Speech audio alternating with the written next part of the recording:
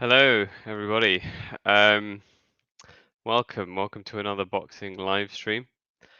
This is obviously the boxing live stream for Mauricio Lara versus Josh Warrington.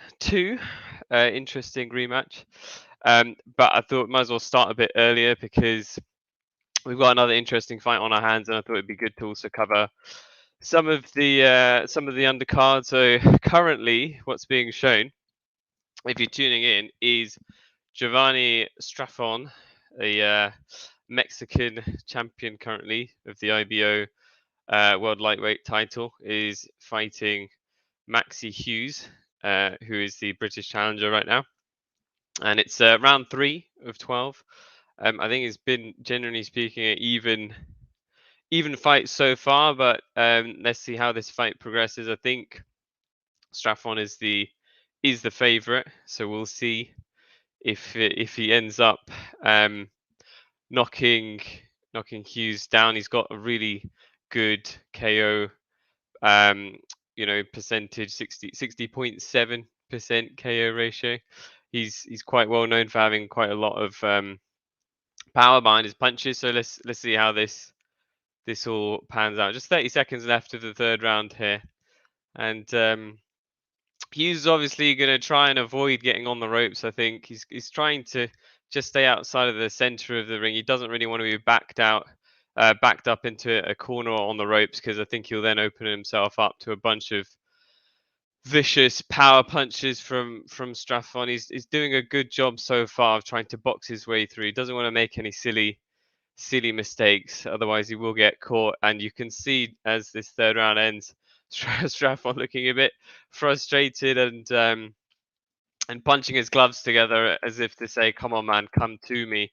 Let's have a war." But obviously, you're not going to have Maxi Hughes deciding that he's going to go toe to toe with Stratfon, because it's just not a smart thing to do, given Stratfon's reputation for being a bit of a power puncher.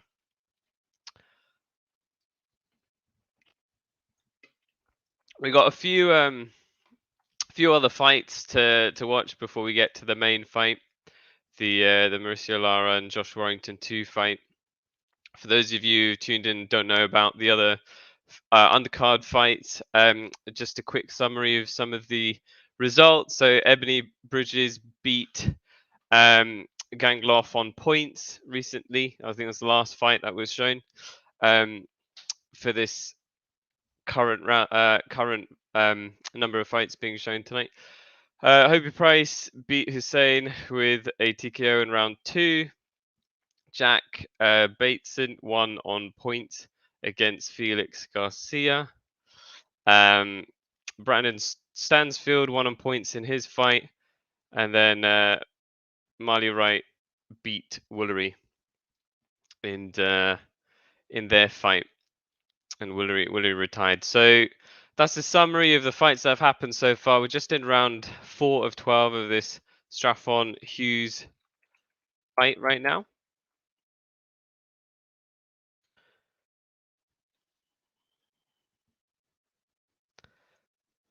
So again, Hughes doing a good job of staying away from the ropes and just keeping more or less the center of the ring, trying to box his way through this fight.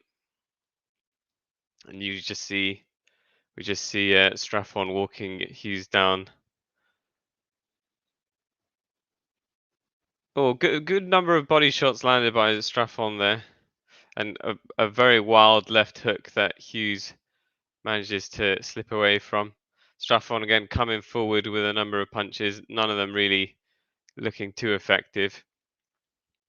But you can definitely see in these fights, Straffon is certainly asserting himself as a fighter who's trying to walk his opponent down. Although he's doing a good job of not just backing up into the ropes. Oh, nice left hook thrown by Hughes there.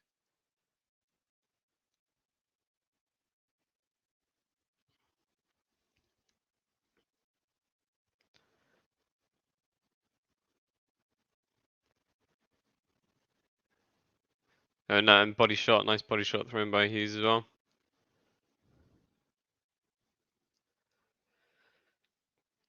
a bit surprised that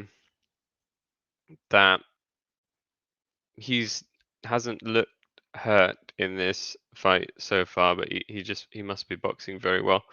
But you would imagine, based on just the records alone, that you would assume Hughes might leave himself exposed to a power punch from Straffon and potentially land on the canvas. But so far, nothing of that sort. And if he does box very well, Hughes he may win on points. Because so far, to be honest, as this fourth round is now coming to an end, to be honest, in my view, it's been a relatively even fight. I don't think any of the fighters have necessarily come across as being particularly dominant so far. And if that means anything, I would assume that means that Maxi Hughes is in a better position, because you'd assume that if Stratfon is going to win, he might win by not knocking Hughes down. You haven't seen that so far. It looks like Hughes has been very good in terms of his boxing abilities. Manages to slip a lot of these punches that are being thrown by Stratfon, and that obviously plays into his advantage, because I assume Hughes would look for a points victory. Just a slow-mo being shown right now on DAZN of some of the action in that round that just passed. Hughes there landing some very nice left hooks. FS saying, "Come on, Maxi." Obviously, back in the Brit, I assume. Got to back your Brit fighters. If you were to ask me objectively who I think is going to win this fight, I would imagine that Straffon will win. But so far, he's doing a very good job boxing his way through, and round 5 of 12 is underway.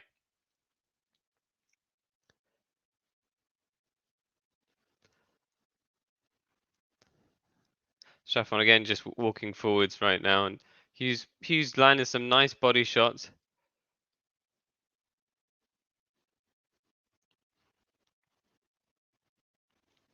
Nice straight right hand thrown by Hughes. And Stratfon trying to come forward and throwing a few hooks, which miss wildly, but he does have some success with some subsequent uppercuts, although some of those uppercuts were partially blocked by Hughes. And a nice left hook thrown by Hughes. And oh my goodness, Hughes has got Stratfon visibly knocked, and a barrage of punches coming from Hughes right now. And Stratfon is holding on for dear life, and he's being backed up against the ropes. He hasn't been knocked down yet, but there's only 1 minute 50 seconds left of this fifth round. There's a lot of time still left in there, and Hughes is expending a significant amount of energy through a number of flurries on Stratfon right now, because he has Stratfon hurt. Stratfon did back up. Stratfon is definitely in survival mode right now. He is trying to throw back, but he is now tying Hughes up, and the referee breaking up the fight. Looks like Maxi Hughes might actually end up knocking Stratfon out right now. It's about 1 minute 20 seconds. Oh, nice right hand thrown by Maxi Hughes, and Stratfon is definitely clinging on. He's got 1 minute 10 seconds left to stay in this fight. And it looks like the one who was expected to provide the knockout is potentially going to be knocked out himself if he doesn't hold on for the next minute. And again, Maxi Hughes with a number of hooks. Currently, Stratfon against the ropes right now. And again, holding on. Looks like the fighters are tied up, and the ref coming in to break it up. 40 seconds left, and Maxi Hughes has expended a lot of energy, which if he doesn't really get Stratfon out right now, he might be regretting. But it's a bit hard to regret what's happened right now, because Maxi Hughes has had significant results from this barrage of punches, and certainly Stratfon will not be recovering anytime soon, I would imagine, if he does manage to make it through, and it looks like he will, because there's 15 seconds left of this fifth round, unless the referee decides to jump in. But I don't think it looks that bad for Stratfon, to be honest.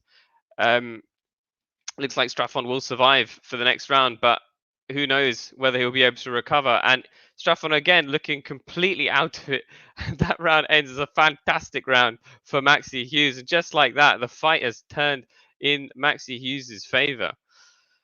Looks like the challenger might just take the belt from the Mexican. And a bunch of highlights being shown. Significant success there from Hughes.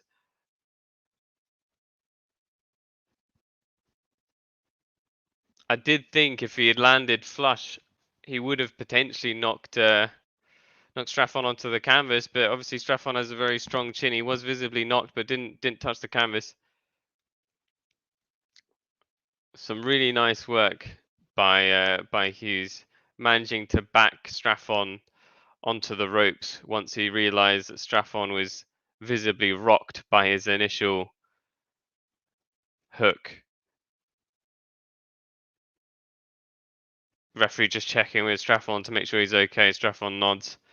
And we have an interesting fight on our hands. Round 6 of 12 is now underway. Maxi Hughes is going to come into this 6th round with a significant amount of confidence, I would imagine.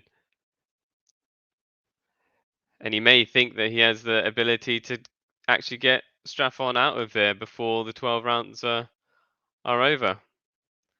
At the same time, I don't think he should be feeling the pressure to get rid of Straffon. I think he's potentially on the way to a points victory. Well, even though we're midway through the fight, obviously there's a lot of time still left, but he's obviously showing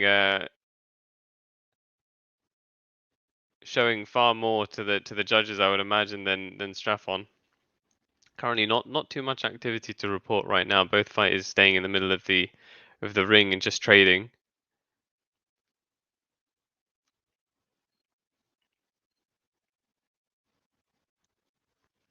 Referee just telling Straffon to keep it up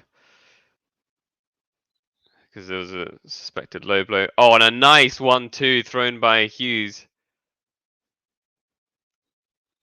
And both the fighters trading, both landing body shots. Hughes with another shot to the body there. Oh, nice hook. Oh, another hook. Oh, nice. Going upstairs. Oh, a number of hooks landed there, thrown by Hughes. Hughes is having a very good 6th round as well. And you have a feeling that Stratfon probably hasn't recovered from the previous round. Oh, a nice 1-2 thrown by Hughes again, which connects against on Stratfon's chin.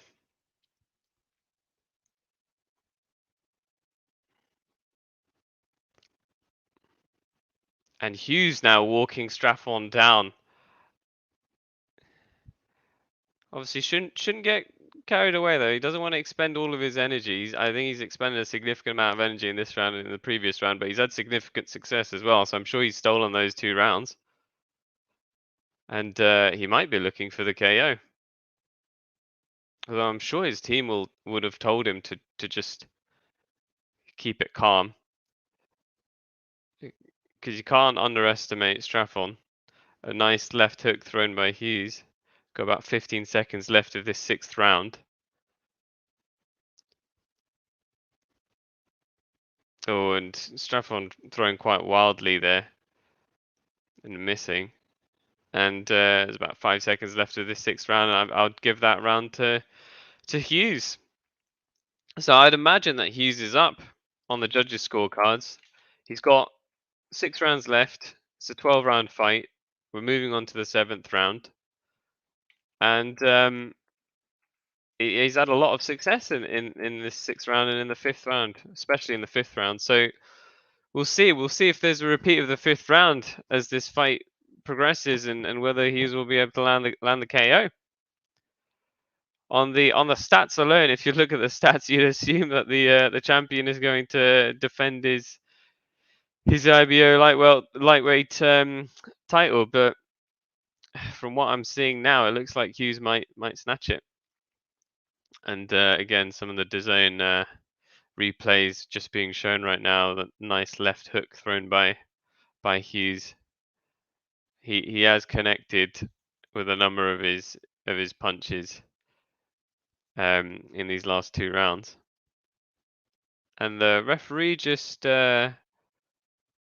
Oh, the referee just. Well, I'm not sure what the referee was doing there. Probably just asking Hughes's corner to wipe his face. Maybe there was too much.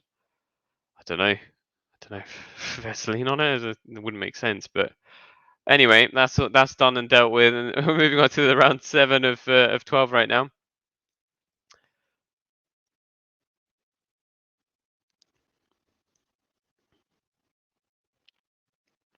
Stratfon just coming forward now.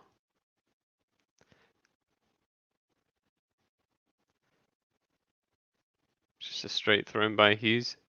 A nice 1-2 thrown by Stratfon. Oh, and a nice left hook thrown by Hughes. But Stratfon did eat it. Just a right thrown by Hughes. Another right.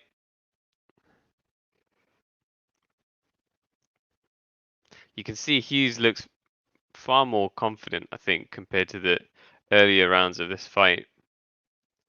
He's far more comfortable coming forward and letting his hands go.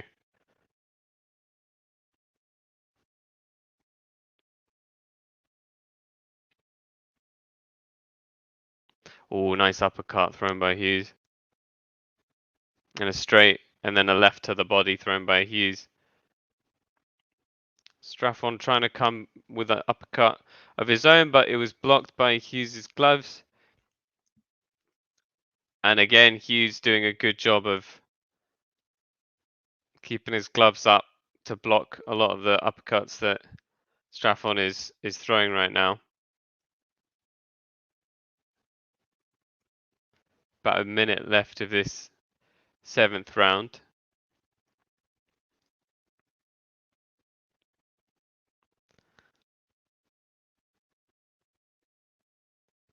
And nice right uppercut thrown by Hughes. Stratfon's still walking towards Hughes, still trying to put the pressure on in that sense, but he hasn't had much success, to be honest, in this 7th round. The referee, I think, again telling Stratfon to keep his punches up. About 30 seconds left of this 7th round. A nice left thrown by Hughes. Stratfon still coming forward, but Hughes doing a very good job of Hughes doing a very good job of avoiding Stratfon's punch, then coming back with a right. He's looking far more technically able in this 7th round than Stratfon, and he's done a very good job of blocking Stratfon's shots. And that ends the 7th round. Give that to Hughes as well. I would assume that Hughes is ahead on points, which is very interesting as we move on to the 8th round.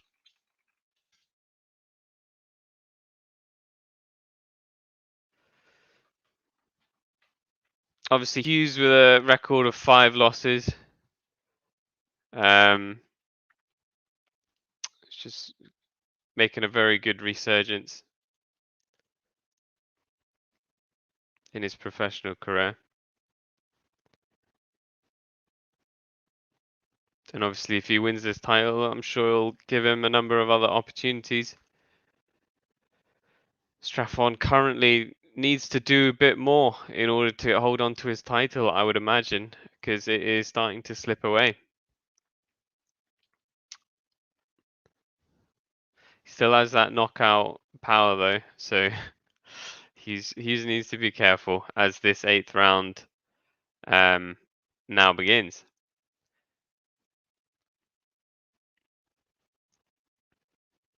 Stratfon just coming forward again. But Hughes doing a good job just staying in the center of the ring. Both fighters trading. Nice right thrown by Hughes. And Stratfon with a number of combinations that miss. Stratfon again attempting an uppercut that misses. FS is asking how you got the scores. I would probably have Hughes up by 4, I would say, at this stage.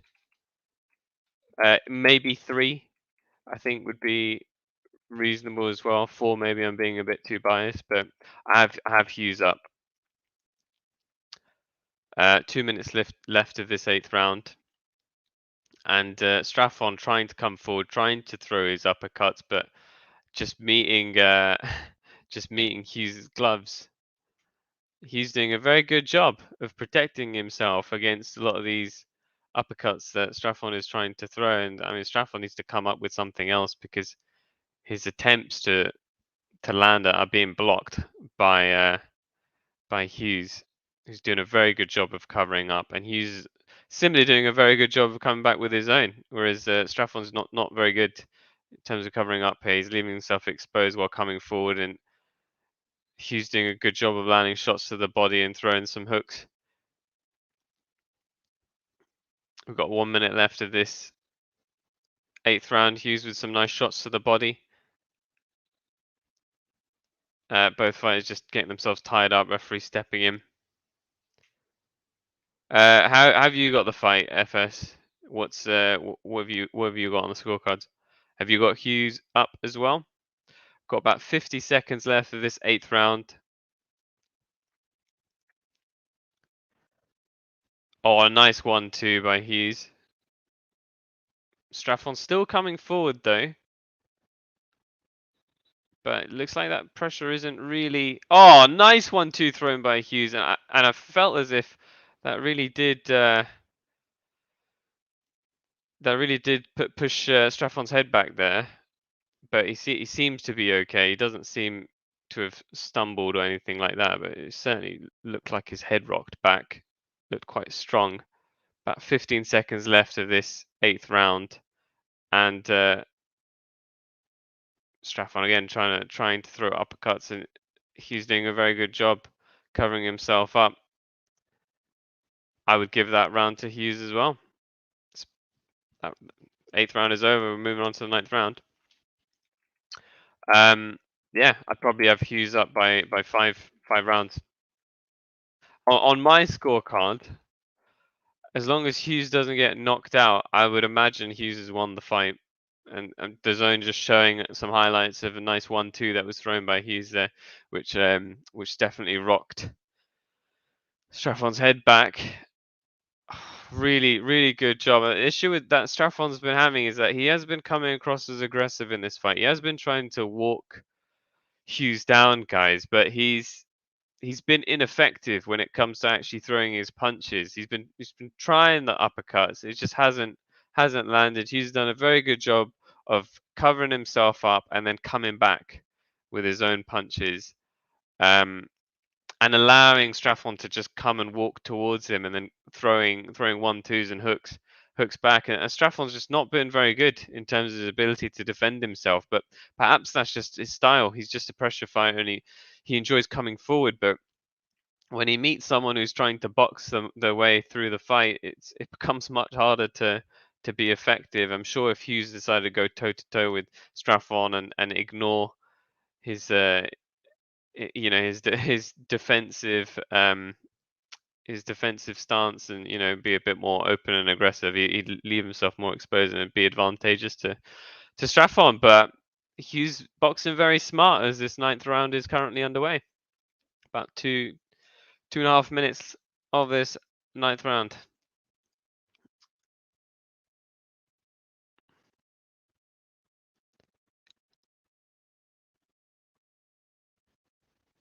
Again, Stratfon just coming coming forward, and both fighters more or less in the middle of the ring. Nice shot to the body by Hughes. Stratfon again trying to walk Hughes down, and Hughes doing a very good job of just slipping away and getting straight back into the center of the ring. Stratfon just wildly throwing some punches there, just not effective. Hughes with a nice right hand. Stratfon again just walking towards Hughes and leaving himself exposed. Hughes with a nice right hand again. Nice strong stiff jab there. 1 minute 15 left of this 9th round. I have Hughes up to being too slick right now. Yeah, exactly. He's just boxing. He's doing really well boxing in this fight, and that's exactly what he needed to do in order to win. It looks like he's on the path to victory, so long as he doesn't get himself knocked out, which I would assume is becoming less and less likely given the damage that he's probably dealt to Stratfon, and he's probably tired Stratfon out in some respects.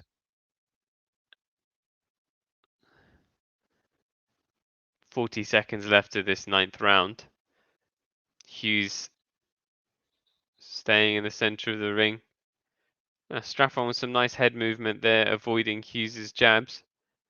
And again, just calling to Hughes to say, "Come and let's have a proper fight." But Hughes not open. Hughes not accepting any such invitations. Just boxing smart. Stratfon just throwing a few wild hooks. Oh, nice uppercut by Hughes, followed by a nice left hook. Probably the best punch of the round as this round comes to a close. And the 9th round has come to a close. I'd give that to Hughes as well. I've probably got him up by 6 as we move on to the 10th round.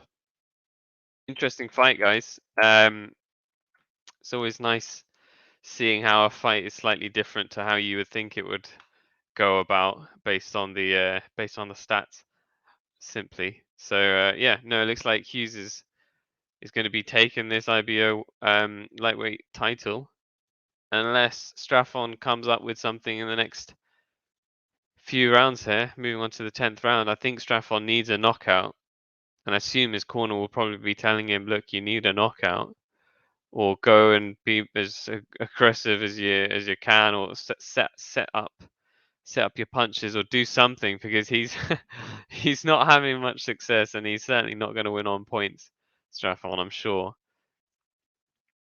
So you know, if Hughes is keeping up a high guard, well, maybe I don't know. Maybe Stratfon should try and go to the body. I don't know. We'll see. We'll see as this 10th round begins. Looks like the fight is going in the way of this Brit, and it is slipping away from this Mexican's hands.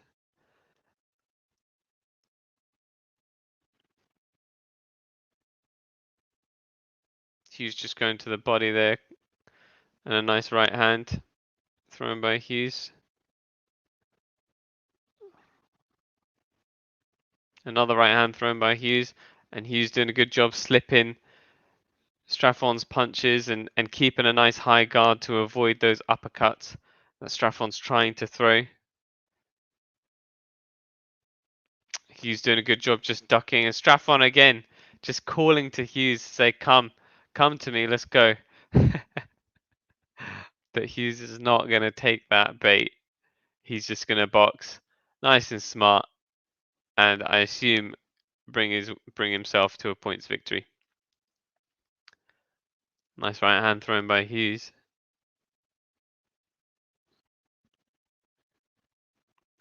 Stratfon just missing with his punches. It doesn't look like he's got much energy behind some of the punches he's throwing now, to be perfectly honest. It's just very ineffective punches being thrown by Stratfon. He is trying, but nothing's landing flush, and some of his punches are just wildly missing. A nice right hand thrown by Hughes, which connects. Hughes showing some good head movement. And Hughes just tying up Stratfon. I'm not sure why.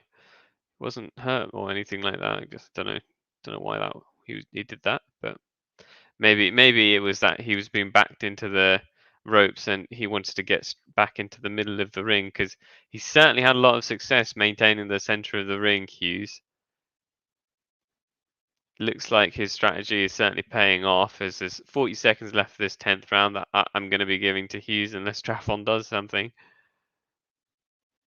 because I haven't seen any real effective punches being thrown by him.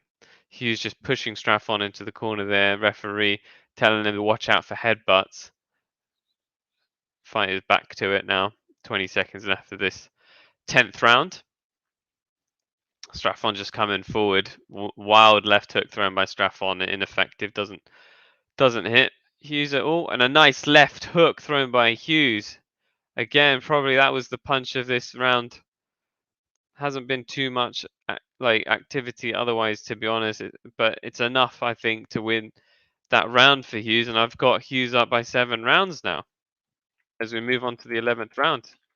So again, Hughes just needs to continue to be smart and don't leave himself exposed to anything that will mean that he'll get knocked out, because Stratfon, I think the only way Stratfon's going to win this fight is by knocking Hughes out. 2 rounds left. Interesting fight.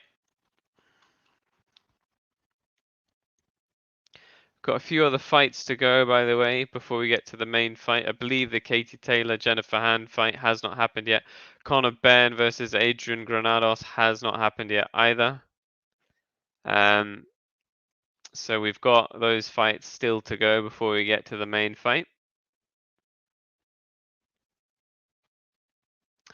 And the fighters gear themselves up for the 11th round.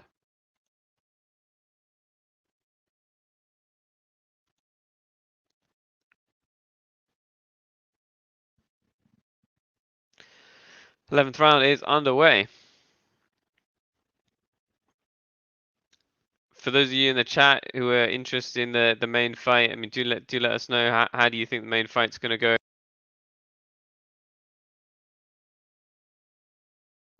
First fight was obviously very interesting. So we will see how that main fight goes. Do let me know in that rematch. 2 minutes roughly left of this 11th round, and Hughes just pushing Straffon against the ropes there. Again, I assume he's just trying to maintain the middle of the ring here.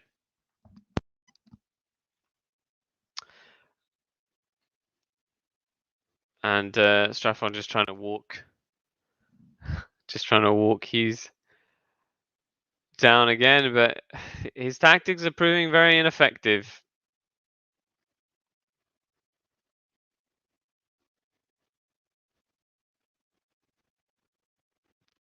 Or nice right hand thrown by Hughes. And and we are joined by the head honcho, who's very appropriately dressed in what looks like cricket wives. boxing commentary. Welcome, head honcho. Hello. Hello, How's it all going? Yeah, not bad. Just as you joined, we got some additional live stream viewers coming in for the head honcho. Looks like we got PSG in the chat as well. I'm not going to click it because I'm sure you're not the official PSG YouTube channel watching this quality shot boxing live stream. 1 minute left of this 11th round. No, he's been on one of the other streams actually. It's okay, you can click on it. It's just he just wants you to say hello. Shout out to PSG. Yeah, exactly. He goes hello from Greece. Hello from Greece. Nice. Hello. I've actually done a poll on YouTube on this stream. Like, as in it's just a poll to say who wins, Lara or Warrington. So, yeah, you'll be able to, I've just got it in the background. I think at the moment it's. I would assume. So 67% Warrington, 33% Lara. 3 votes so far. Yeah. Fine. So basically, two said. two so said. Warrington I only just said out. To be fair. Yeah. Fine. So, okay. Yeah. Makes sense. 10 seconds left of this 11th round between Stratfon and Hughes, by the way, guys, for those of you who are interested in this lightweight fight. And 11th round just ending there. I would probably give that, you know what, I'd give that even round. So I got 7, Hughes up by 7 anyway. As we move into this final round, I'm sure Hughes going to win this fight by points. In terms of the main fight before this 12th round begins, I actually think, obviously I backed the Brit fighter, but I think Warrington will win if he boxes and it goes to points. I think he'll probably be trying to go for points because I think if he trades with I think if he trades with Lara, I think he's going to get caught because Lara, I think, has a good chin. From looking at the first fight, he had quite a good chin, and his hooks were very effective in that first fight. I know a lot of people were saying Warrington didn't look good. He was kind of off. He was out on an off day. It was ring rust. He hadn't been in the ring for a long time, etc. But I do actually think Lara is very good. So you have to give credit to Lara, to be honest. So I assume he's going to go for a points victory, and I'm sure the judges will favour him. To be perfectly honest, we got this 12th round between Stratfon and Hughes is now underway.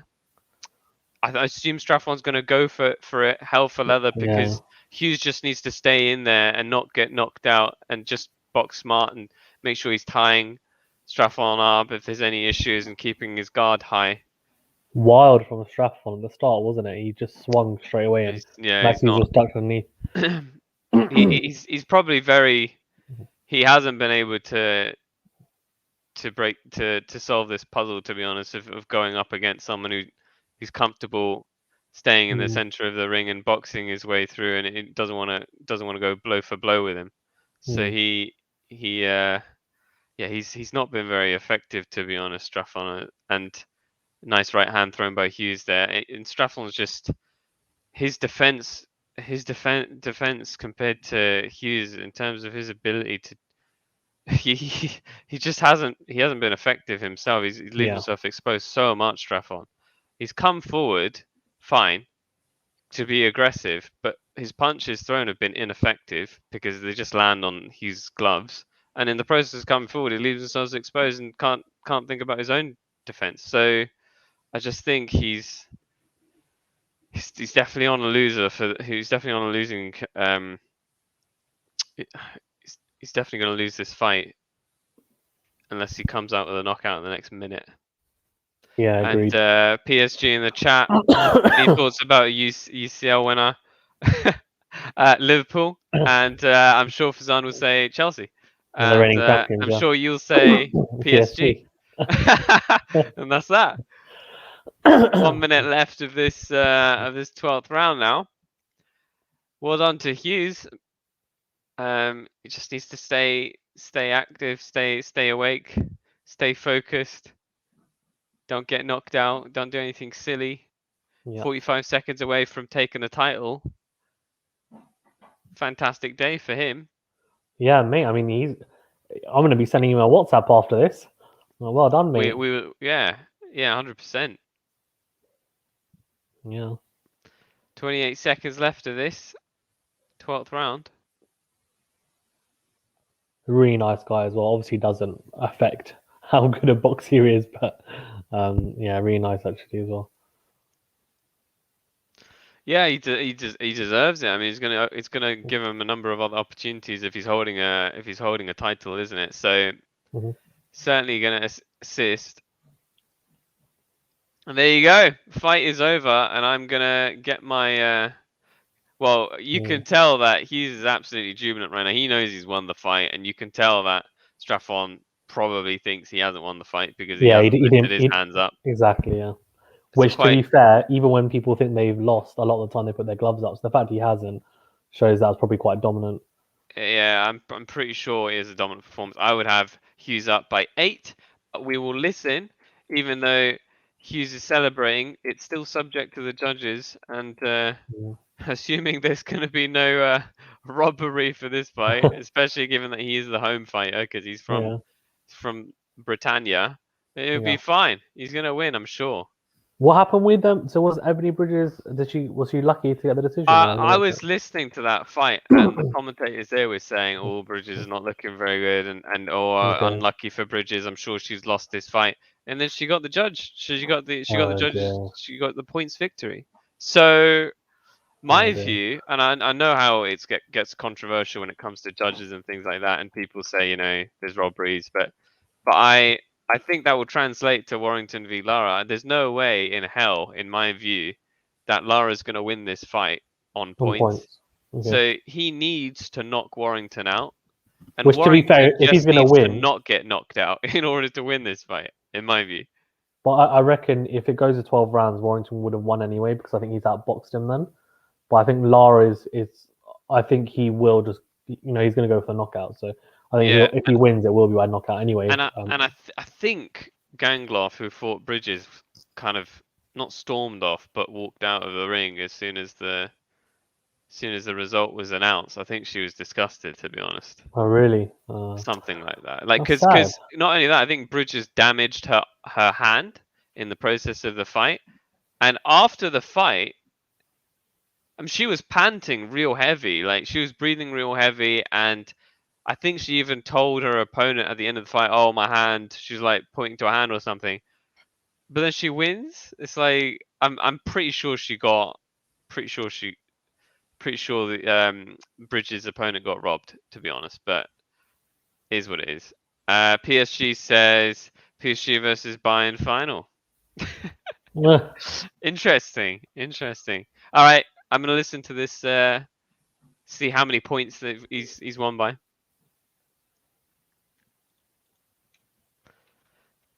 All right.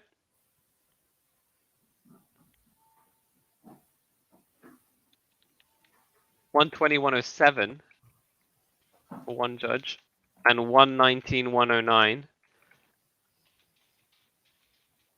Unanimous decision for Hughes, who's won. Come on.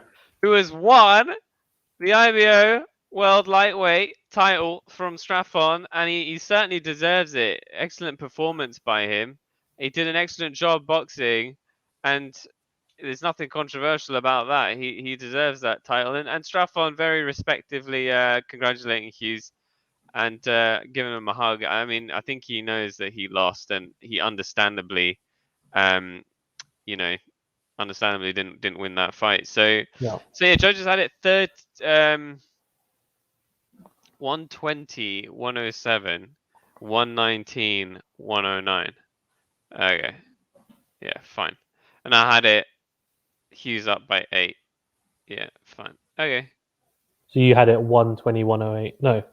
You had how do we do that? So it's easier when you do 10, 10 and all that stuff, isn't it? Yeah. I think it's so you would have been I think it's 119, 111 is what you had. That's what you had, 119, 111. I don't know if that it was one of the scorecards, but yeah. No, so one had it 119, 109. Okay, interesting. Other, yeah, I know. They must have had an even card. The other two had it 120, 107. So I think I fell somewhere in between those two. Fair enough, yeah. I mean, basically, I suspected a unanimous decision. Yeah. So. Guys, we've got quite a few people in the chat as well, so please do remember to smash the like button if you don't mind, and subscribe to the channel if you haven't already. Mohammed's doing a fantastic job, and he's going to be going through all the fights as he has been, and giving you kind of almost blow-by-blow commentary and a bit of entertainment. Do get involved in the chat as well, because we'll answer your questions, and Mohammad loves a bit of interaction, as do I, to be honest with you. Don't we all? Yes, interaction is very good. So yeah, thanks for tuning in thus far, everybody. Yeah, do smash that like button, and do let us know what you think of the main fight, and who you've got winning, and how you think it's going to pan out, and if you have any views on the other fights that haven't happened yet. So I think the other fights that remain are Kate Taylor versus Jennifer Han, and Conor Benn versus Adrian Granados.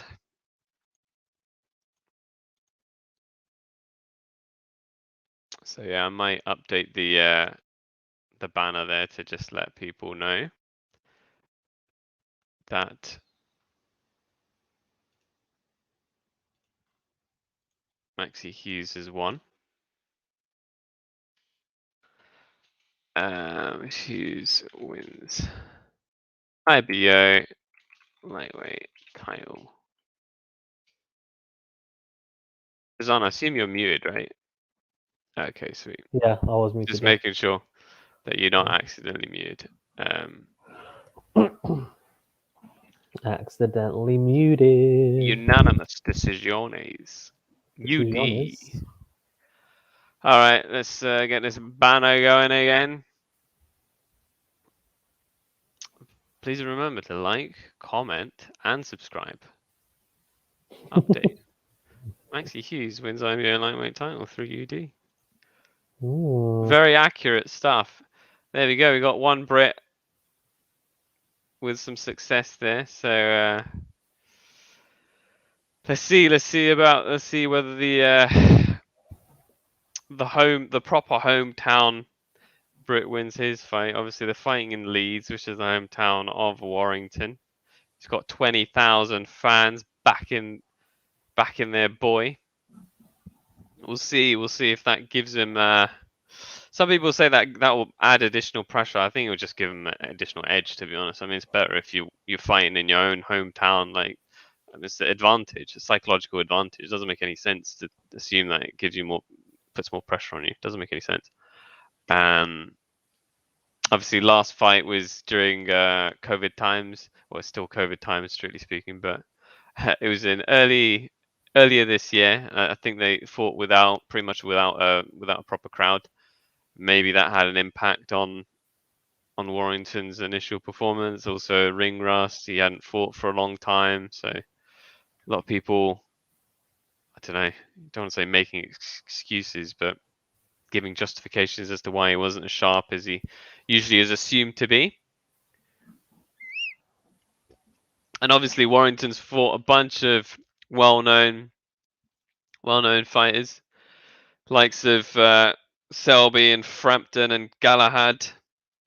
So he had his eyes on kind of world title fights and taken the featherweight division by storm, or challenging himself. But looks like this has provided a bit of a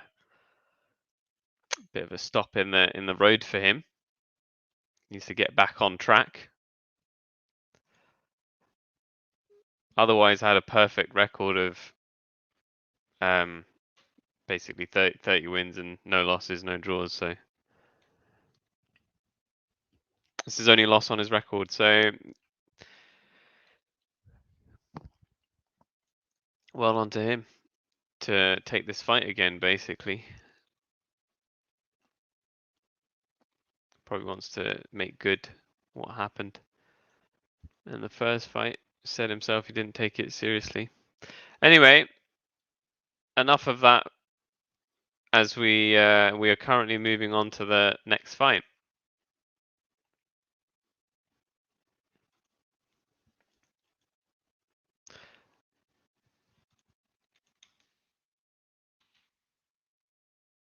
And that next fight, I believe, is Conor Benn and Adrian Granados, which it is. So we've currently got the Conor Benn, Adrian Granados fight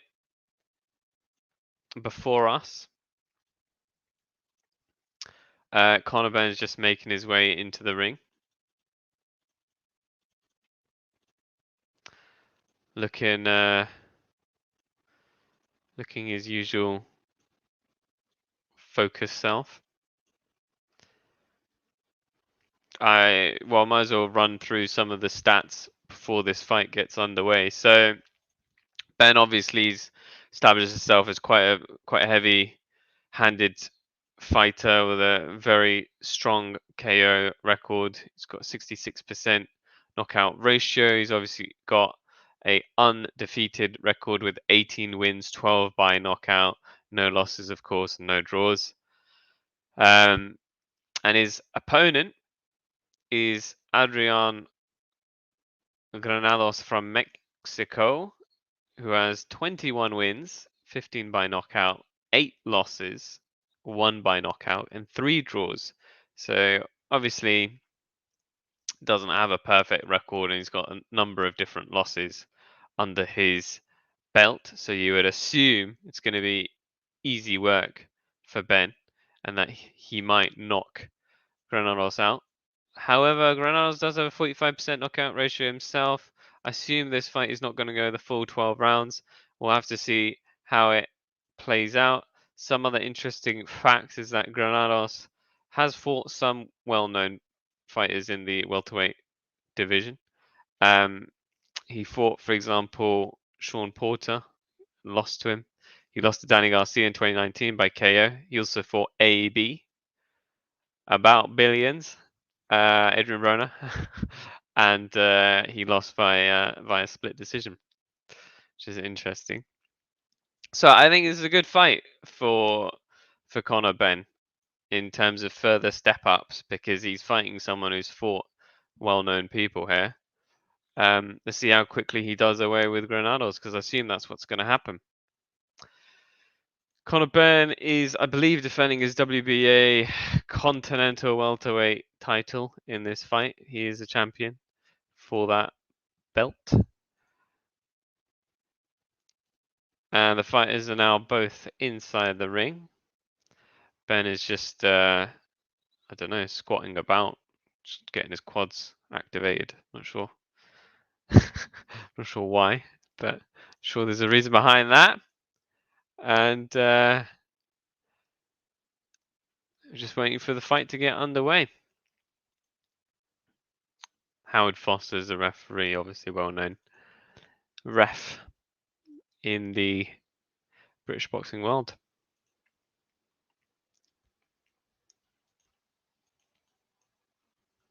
Interesting setup for tonight's fights. Obviously, you know, a lot of Mexican fighters featured, given that the main fight also features Mexican. Obviously, Lara is Mexican, so I'm sure there's a Mexican audience watching these fights as well.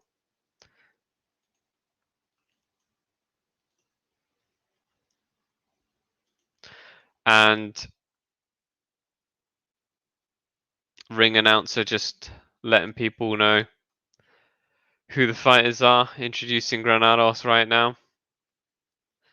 As I said, 21 wins, 8 losses, 3 draws, 15 wins by knockout. His hometown is the USA, but born in Mexico, I assume.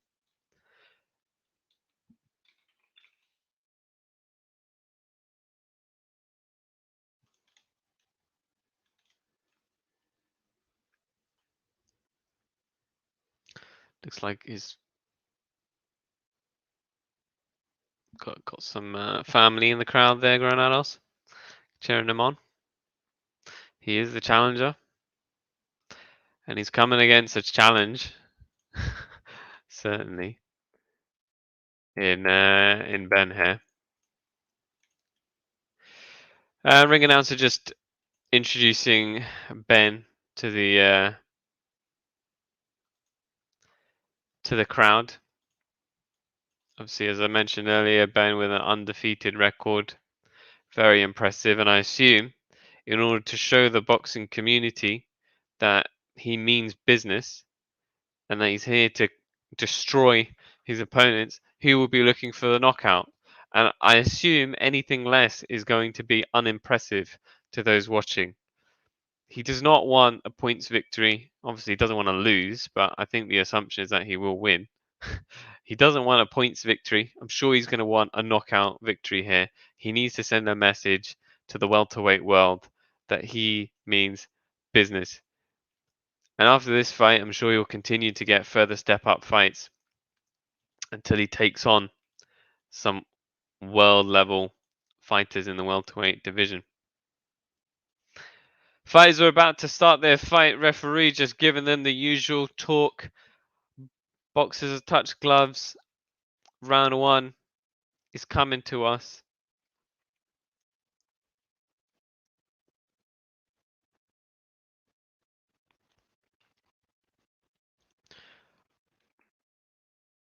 All right, here we go.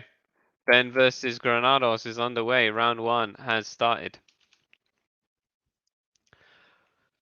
So Ben already coming forwards. Granados just kind of dipping. Oh, Granados, okay. Both fighters just throwing quite wildly. Ben, to be honest, throwing a wild hook and then another wild hook. Granados going for a left and missing. Uppercut and a left missing by Granados. A left hook missing by Granados. Maybe they're just trying to find their space. Right hook thrown by Ben, which misses. Another right hook thrown by Ben, which misses. Both fighters not having any success right now. in this fight. Again, probably just range finding in this initial round. A nice left hook thrown by Ben. It lands on Granados' shoulder, and Ben comes forward with a double left jab, which doesn't connect. Certainly Ben looking the aggressor in this fight. Granados doing a good job, to be honest, of slipping and sliding. Granados pushed against the ropes and slipped and slid Ben's punches there. Granados coming forward with a right to the body. Ben with a wild punch, hook thrown. Both fighters doing a good job, to be honest, of evading each other's punches. I think Granados has done a better job of slipping and sliding, whereas Ben has just thrown quite a few wild punches. I think Ben is just looking for blood already. I think he wants to get Granados out there. Probably assumes that if he connects flush, that Granados will be sent to the canvas, I would imagine. I mean, I'm just wondering why Ben's coming forward with all these wild punches. Nice left hook thrown by Ben, though.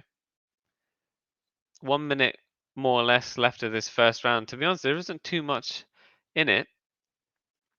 If I had to go with someone, I mean, it looks like Ben's connected a bit more. But he has thrown a number of wild punches. Left jab to the body thrown by Ben. Looks more composed now as we have 50 seconds left of this first round.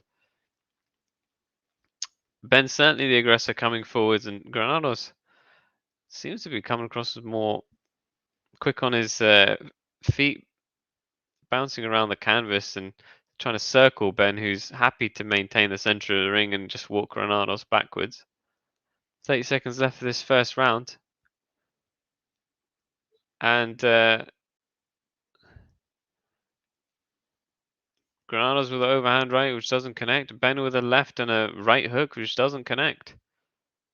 It's just left jab to the body by Ben. And a nice jab thrown by Granados there. There's 10 seconds left of this first round. A wild left hook thrown by Ben. And both fighters again missing. Genuinely, so many punches missed there. And I don't know to what extent that is due to the slip and slide abilities of each respective fighter, or whether that's just the fact that they're just throwing wildly, and especially on Ben's part, throwing a bit wildly and just not connecting. I would just give that no one. I mean, I'll just 10-10, I guess. So I'll just say round 1, 10-10.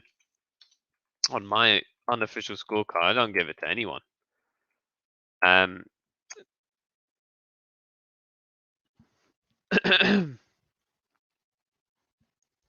That was pretty wild by Ben, to be honest. I know that he wants to go in for the kill, but a lot of those were wild punches thrown. Probably needs to just compose himself a bit.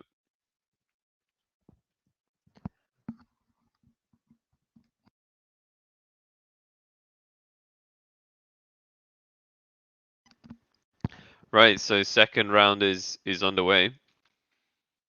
Hopefully Ben will have a bit more success trying to connect. Again, Ben assuming the aggressor position here and just trying to walk Granados down, trying to back him into the ropes. Granados coming with a number of combinations, and none of them connect. And a left to the body thrown by Granados, which does connect. Granados with a number of combinations and hooks which don't connect again, and Ben coming with his own hooks which do not connect. Nice hook thrown by Ben, which does connect. I mean, they're both orthodox stance fighters. It's not because of anyone being southpaw. It's just awkward so far. I mean, a nice slip and sliding there by Granados, and oh my God, Granados already touching the canvas, and I assume that's a slip. So that's just a slip. And a nice right hand thrown by Granados, and Ben just tying Granados up, and referee stepping in. I believe that was a slip that just happened. I did see Granados touch the canvas, but it didn't look serious, and he got up straight away. So I'm not sure whether that's going to be ruled a knockdown or whether that's actually a slip. In any event, 1 minute 40 left of this second round, and Ben's now looking like he's warming up a bit more, and he is finding a bit more success connecting. Ben just stalking Granados. Granados trying to come back with some combination of his own, coming forward with a left to the body, Granados. And Ben has Granados. He did have Granados against the ropes, but Granados has made his way off them. We got Seminster06 saying, "Come on, Ben." Ben should be able to put Granados away, I would imagine. He just needs to connect. As I was mentioning in the first round, he didn't have much success, but 50 seconds left of this second round, I'm sure he'll be able to have some success, some success compared to the first round. Granados just trying to come forward, and Ben with a left hook was quite wild and puts him off balance. And oh, nice uppercut thrown. Ben just stalking Granados. 20 seconds left this second round.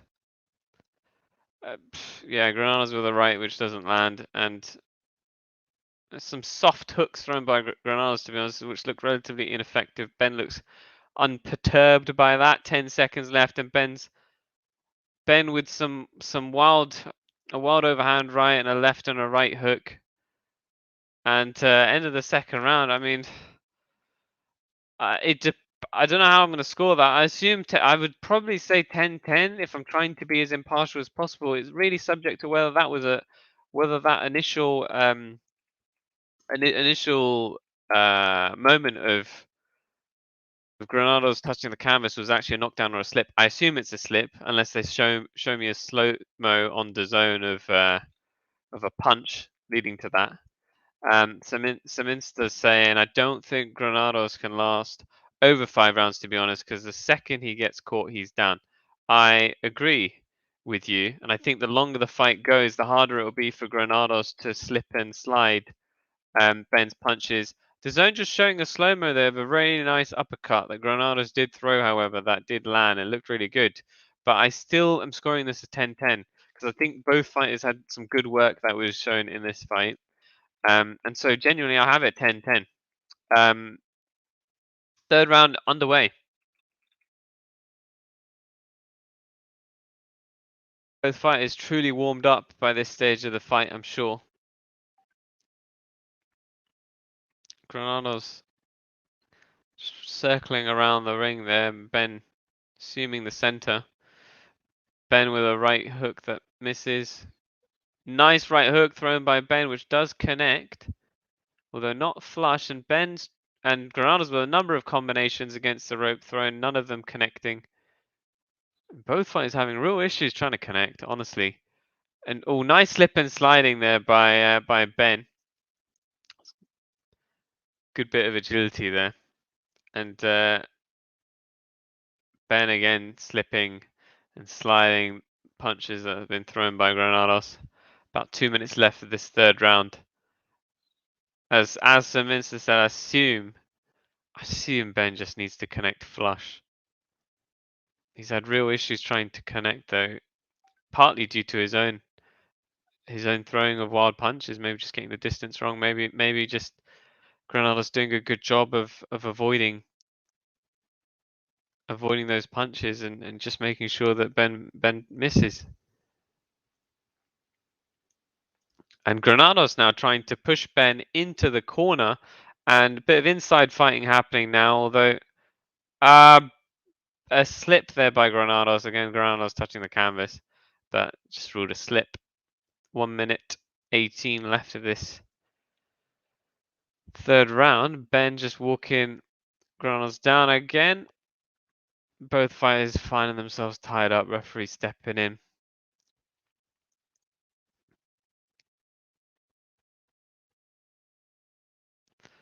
Nice shot to the body by Ben, who had Granados against the ropes, and Granados coming back with some combinations. None of them that land. And to be honest, Ben throwing a left hook just then, and he span right around. I mean, and it obviously didn't land. And I just think he's been ineffective in landing here. He has thrown quite a few wild punches. I mean, no doubt he's got power behind him, and when he does connect, I assume Granados will hit the canvas, but he's just come across slightly sloppy, to be honest. Oh, nice right hook thrown by Ben though. And he's got Granados against the canvas. A nice left hook thrown by Ben, and that certainly rocked Granados' head back. And that is exactly what Ben wants. That is exactly what Ben wants. And I'm giving this round to Ben. 10 seconds left of this third round. But those were some eye-catching punches. It just shows you the type of damage that he can administer when he does land, Ben. And I'm giving that 10-9 to Ben.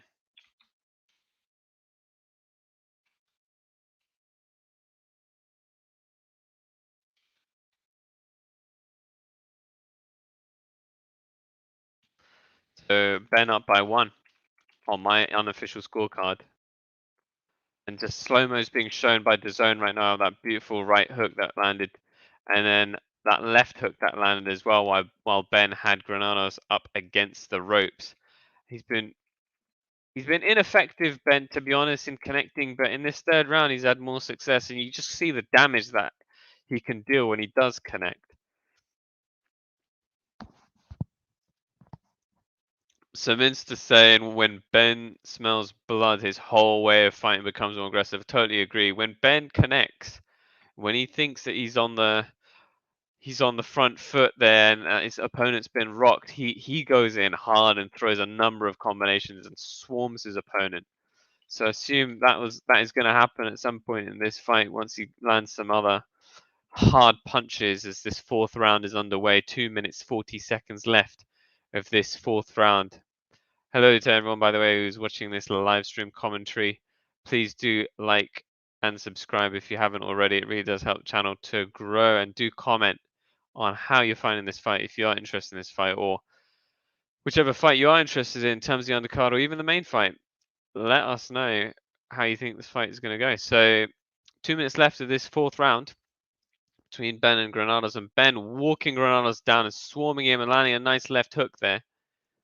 Stats just being shown: 41% of power punches landed by Ben and 33% of power punches landed by Granados. Sounds about right.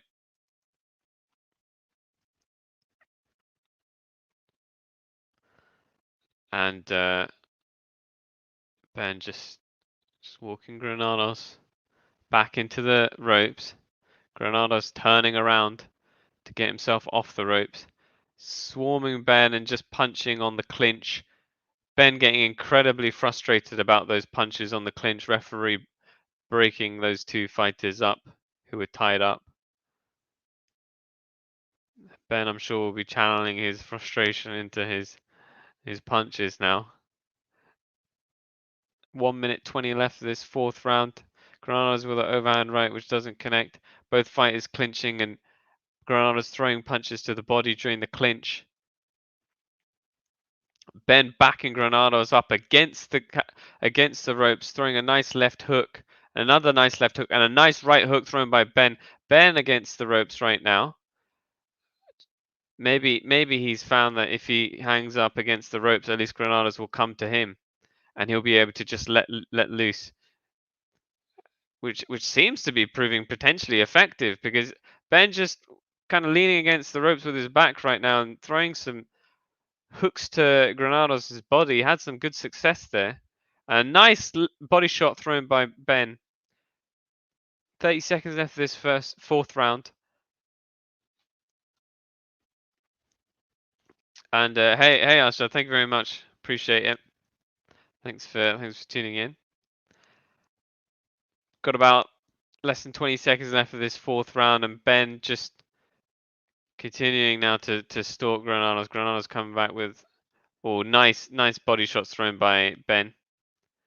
And a wild left hook thrown by Ben, but I guess you can forgive him for that because he's had more success in this fourth round, and I'm giving that round to Ben on my unofficial scorecard.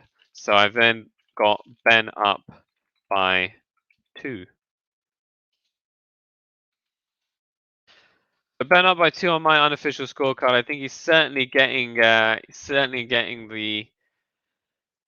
better of these exchanges. I haven't really reported any significant punches that were landed by Granados, to be perfectly honest. It looks like most of the success has come from Ben. And And I guess the more he lands, the more chance he has of knocking Granados out. He just needs to connect. Because when he connects, you see how much effect it has. You see that Granados gets rocked back by those punches. DAZN just showing some nice body shots and hooks that Benn threw that connected. Simmons is saying Ben's definitely got the height. He certainly does. And he's hungry. He needs to show that he means business in the welterweight division. As I said at the beginning of this fight, he wants a knockout. He needs a knockout, ideally, to just send a message to other welterweights in the division. I think if he wins on points, yes, I mean I assume will have dominated the fight, but points victory is not enough for him. This 5th round is now underway, and Benn just stalking Granados again. Granados currently just leaning against the ropes, and then finds himself back into the center of the ring. Granados with a right hand, missed left to the body, missed left jab thrown by Granados, another left jab to the body that didn't connect. A left thrown by Granados that is slipped by Benn, and Benn coming with some body shots, and a nice hook thrown by Benn, which does connect. Benn now has Granados against the ropes, but Granados ties Benn up. Referee steps in to break up the fighters. 1 minute 50 left of this 5th round.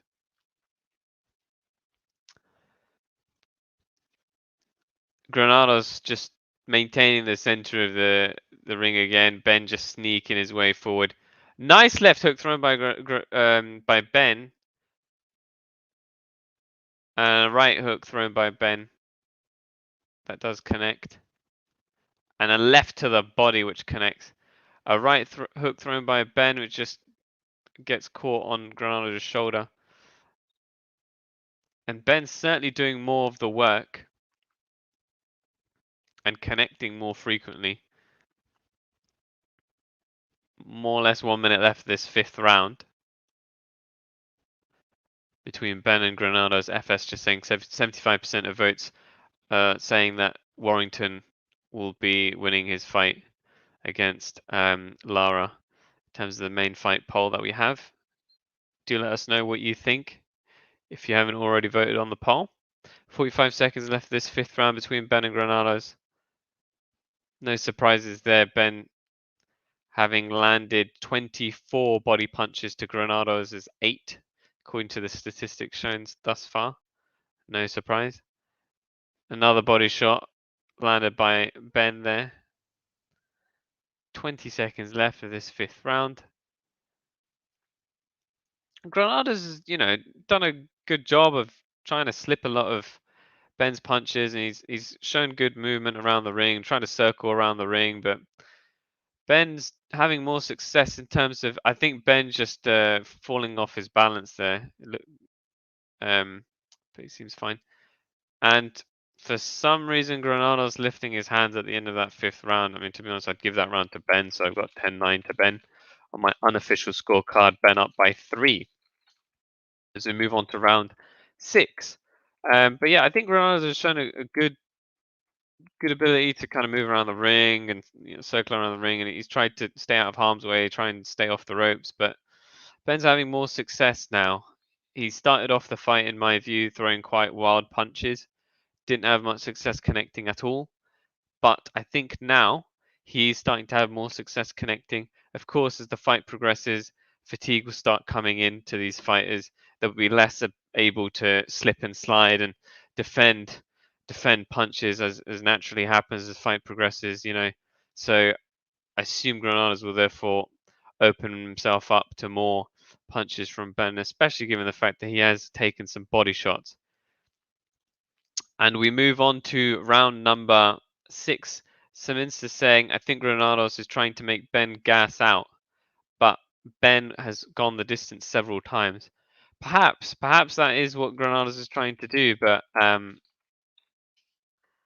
think that Granados also needs to land punches because, one way to help enable his opponent to gas out would be probably to land a few body shots, but he's not had much success there, and so you do think, what kind of damage has Benn sustained?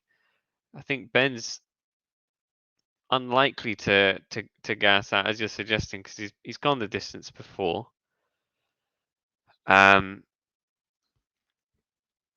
So I would imagine that Benn Ben's not going to get gassed out, even if that was Granados' tactic. Tony Bellew's unofficial scorecard has Benn winning every single round thus far. So Benn up by 5. I mean, I've got Benn up by 3. I think those first 2 rounds were even, to be perfectly honest. 1 minute and 40 seconds left of this 6th round.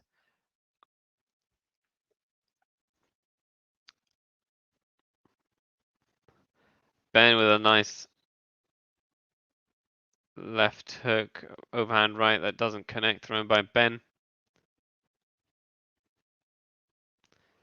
He's certainly doing more work. Or nice right hook thrown by Benn. And Granados just tying Benn up right now. But Benn freeing himself and landing a body shot. Granados managing to push Benn into the corner. Benn tying Granados up. And referee stepping in to break the fighters up as we have 1 minute left of this 6th round.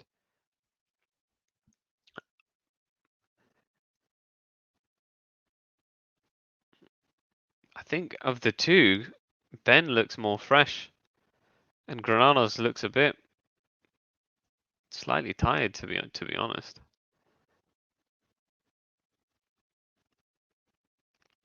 Both fighters just missing there with their respective punches. Benn continuing to walk Granados back, managing to get him back against the ropes. Granados finding a way out, taking the center of the ring again.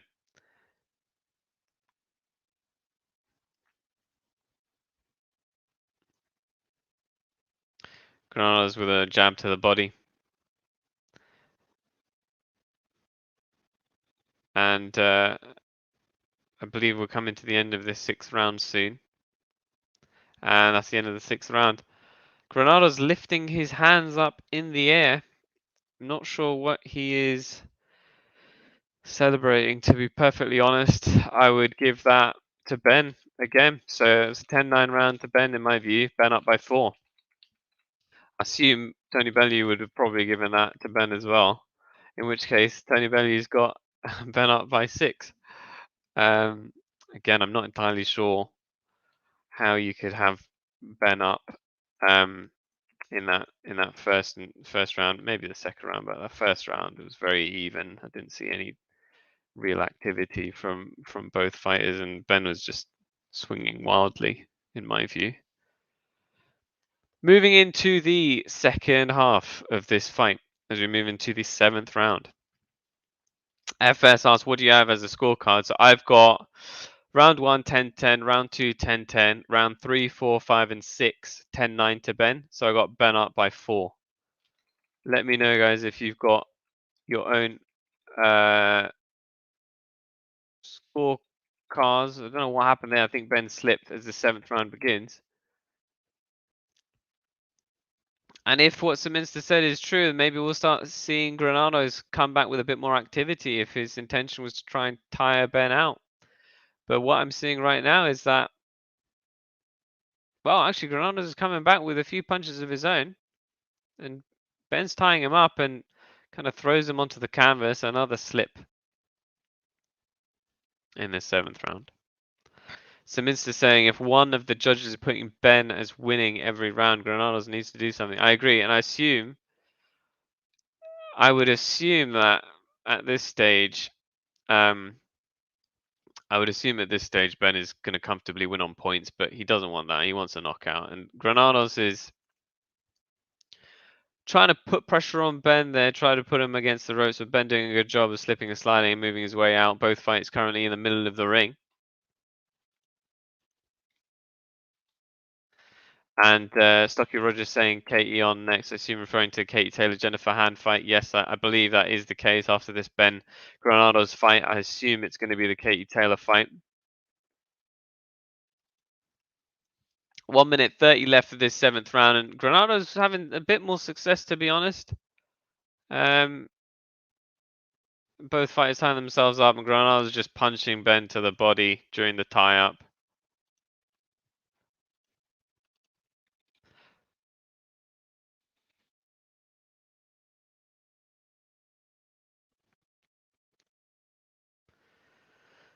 Granados just circling around the ring. Benn continuing to walk towards Granados, trying to back him up, trying to close the distance. Nice left body shot thrown by Benn.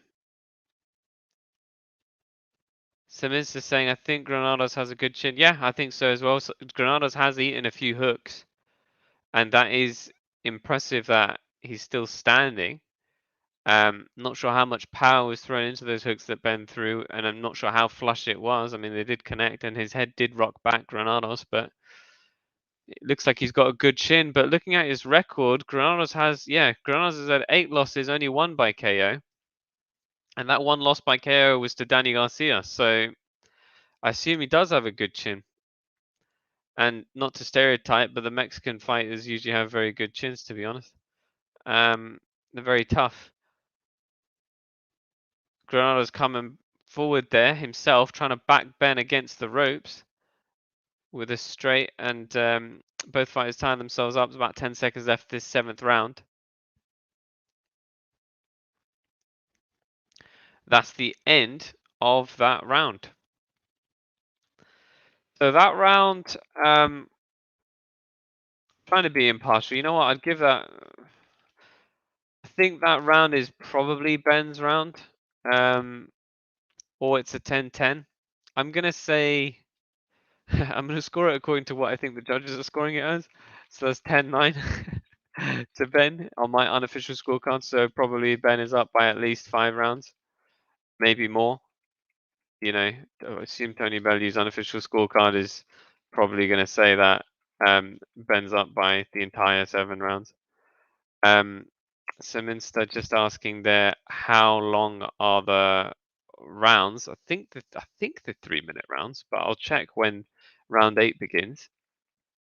Siminster, but I assume they are 3-minute rounds. And Siminster saying, I don't think Benn's got as hard of a chin, but he comes back from a knockdown so easy. Yeah. And I think he probably won't suffer a, well, who knows if he suffers a knockdown from Granados at this stage. It doesn't look like that's at all going to happen. And yeah, Siminster, the 3-minute rounds. 8th round is underway. Now, Granados does have a 45% knockout ratio, so it's not like he doesn't have power behind his own punches, but you know, we're coming into round 8. Let's see if Granados' strategy was to try and tire Benn out. Benn does not look tired though. Benn again stalking Granados around the ring. Jab to the body thrown by Benn.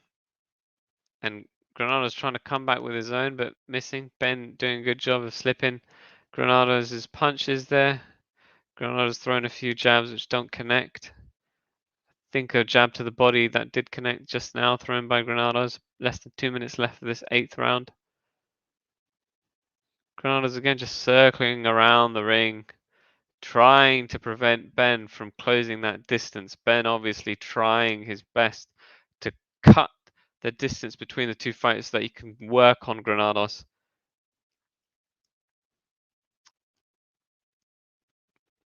Granados with a jab to the body there. Benn with a nice hook that does connect. Benn with a stiff left. Granados with a jab to the body. And a right hook that doesn't connect, thrown by Granados. And Granados not having much success at all connecting, to be honest, in this 8th round. 1 minute left.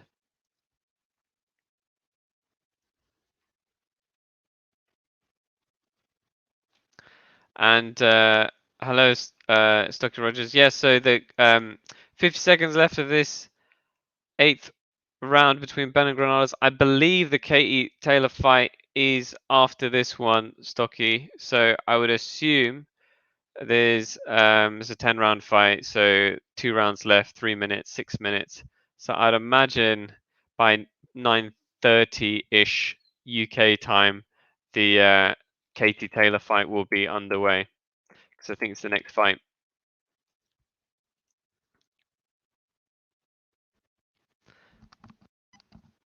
And Saminsta asking how many rounds, and there are. Just going to respond with yes there, Stocky. There's 10 rounds in this fight,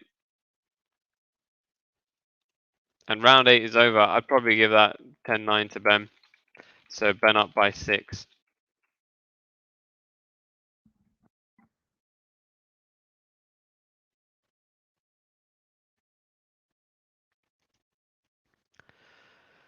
So yeah, Stocky, as I was saying, the Katie Taylor fight is on next. It's 2 rounds left for this current fight. I believe it's on next. I don't think there's any other fights that are left. I mean, the Hopey Price fight's over, Bateson fight is over, Stansfield fight is over, Wright fight is over, Bridges fight is over, and then the fight that we had commentated before this fight, the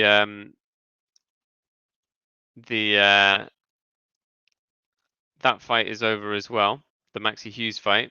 So I assume after this, it is going to be the Katie Taylor fight versus Jennifer Han.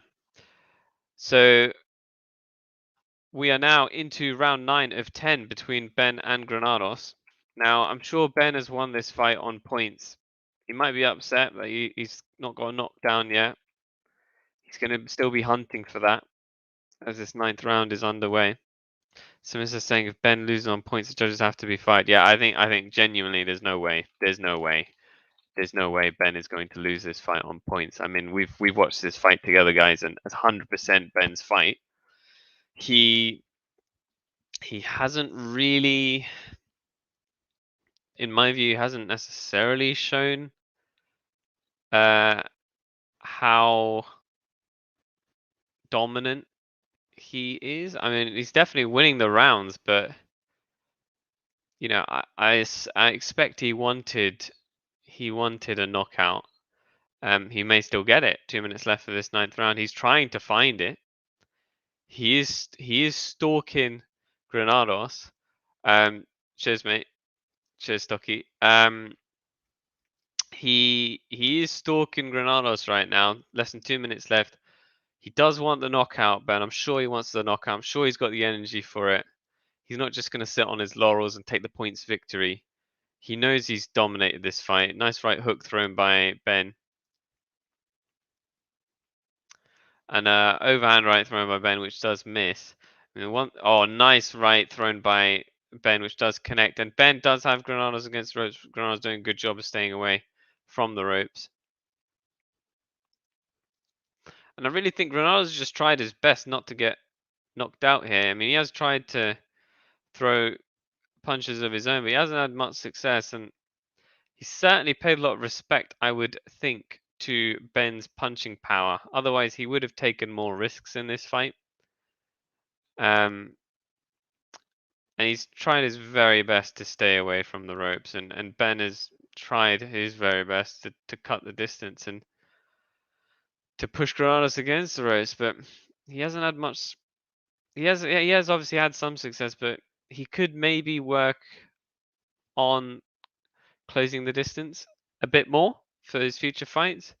It depends on who he fights in the future. Obviously, styles make fights. If he was going to fight against someone who's a bit of a brawler, a bit aggressive like he is, then it'd be different. But Granados has come across as a bit of a boxer. He's trying to slip and slide and avoid getting into the corner or pushed against the ropes. Ben there with a body shot. He's certainly trying to take some risks and throwing. See if he'll connect. End of round 9. Granados lifting his hands. Again, I don't know what he's celebrating about necessarily. Maybe that he's just surviving the rounds, but I've got Ben up by 7 rounds. That was a 10-9 to Ben. So into the final round now, round number 10. And yeah, it really depends whether it's going to be a Stocky Rogers saying, "Let's go, Kate." Are you Irish? Are you or is it just you're a fan of Taylor just generally? So Minster, Ben's definitely got a full life right now, as he's got a kid now, so he's moving into a new house while training every day. So his mindset might be a bit scrambled. Good point. Good point. It's not his. Look, it's not his best fight necessarily, but he's definitely winning this fight. I mean, there's no doubt he's going to win this fight unless he somehow gets knocked out, which is so unlikely. He might be a bit upset that he didn't get the knockdown, but you have to take into account that Granados has only had one. Oh, nice left hook thrown by Ben, by the way, as we're into this 10th round. I was just finishing my sentence earlier. Granados has only been knocked down once in terms of actually losing by KO, and as I said, that was against Danny Garcia. He's obviously a quality welterweight, so he's certainly got a strong chin, Granados, and it's not to be unexpected that he's not going to get knocked down necessarily, but it'd be a true showcase of Ben's power if he does get knocked down. There's about 2 minutes left of this 10th round. Hey Harris, are you gonna watch UFC? I'm not, but I hope you enjoy. Which what UFC fight's on, by the way? Let me know. I do try and watch UFC fights, trying to get into it a bit more. 1 minute 40 left this 10th round. Granados trying to push Ben onto the ropes. Fighters tying themselves up. Referee stepping in. And yeah, Ben just again trying to stalk Granados down. He's got 1 minute 30 left.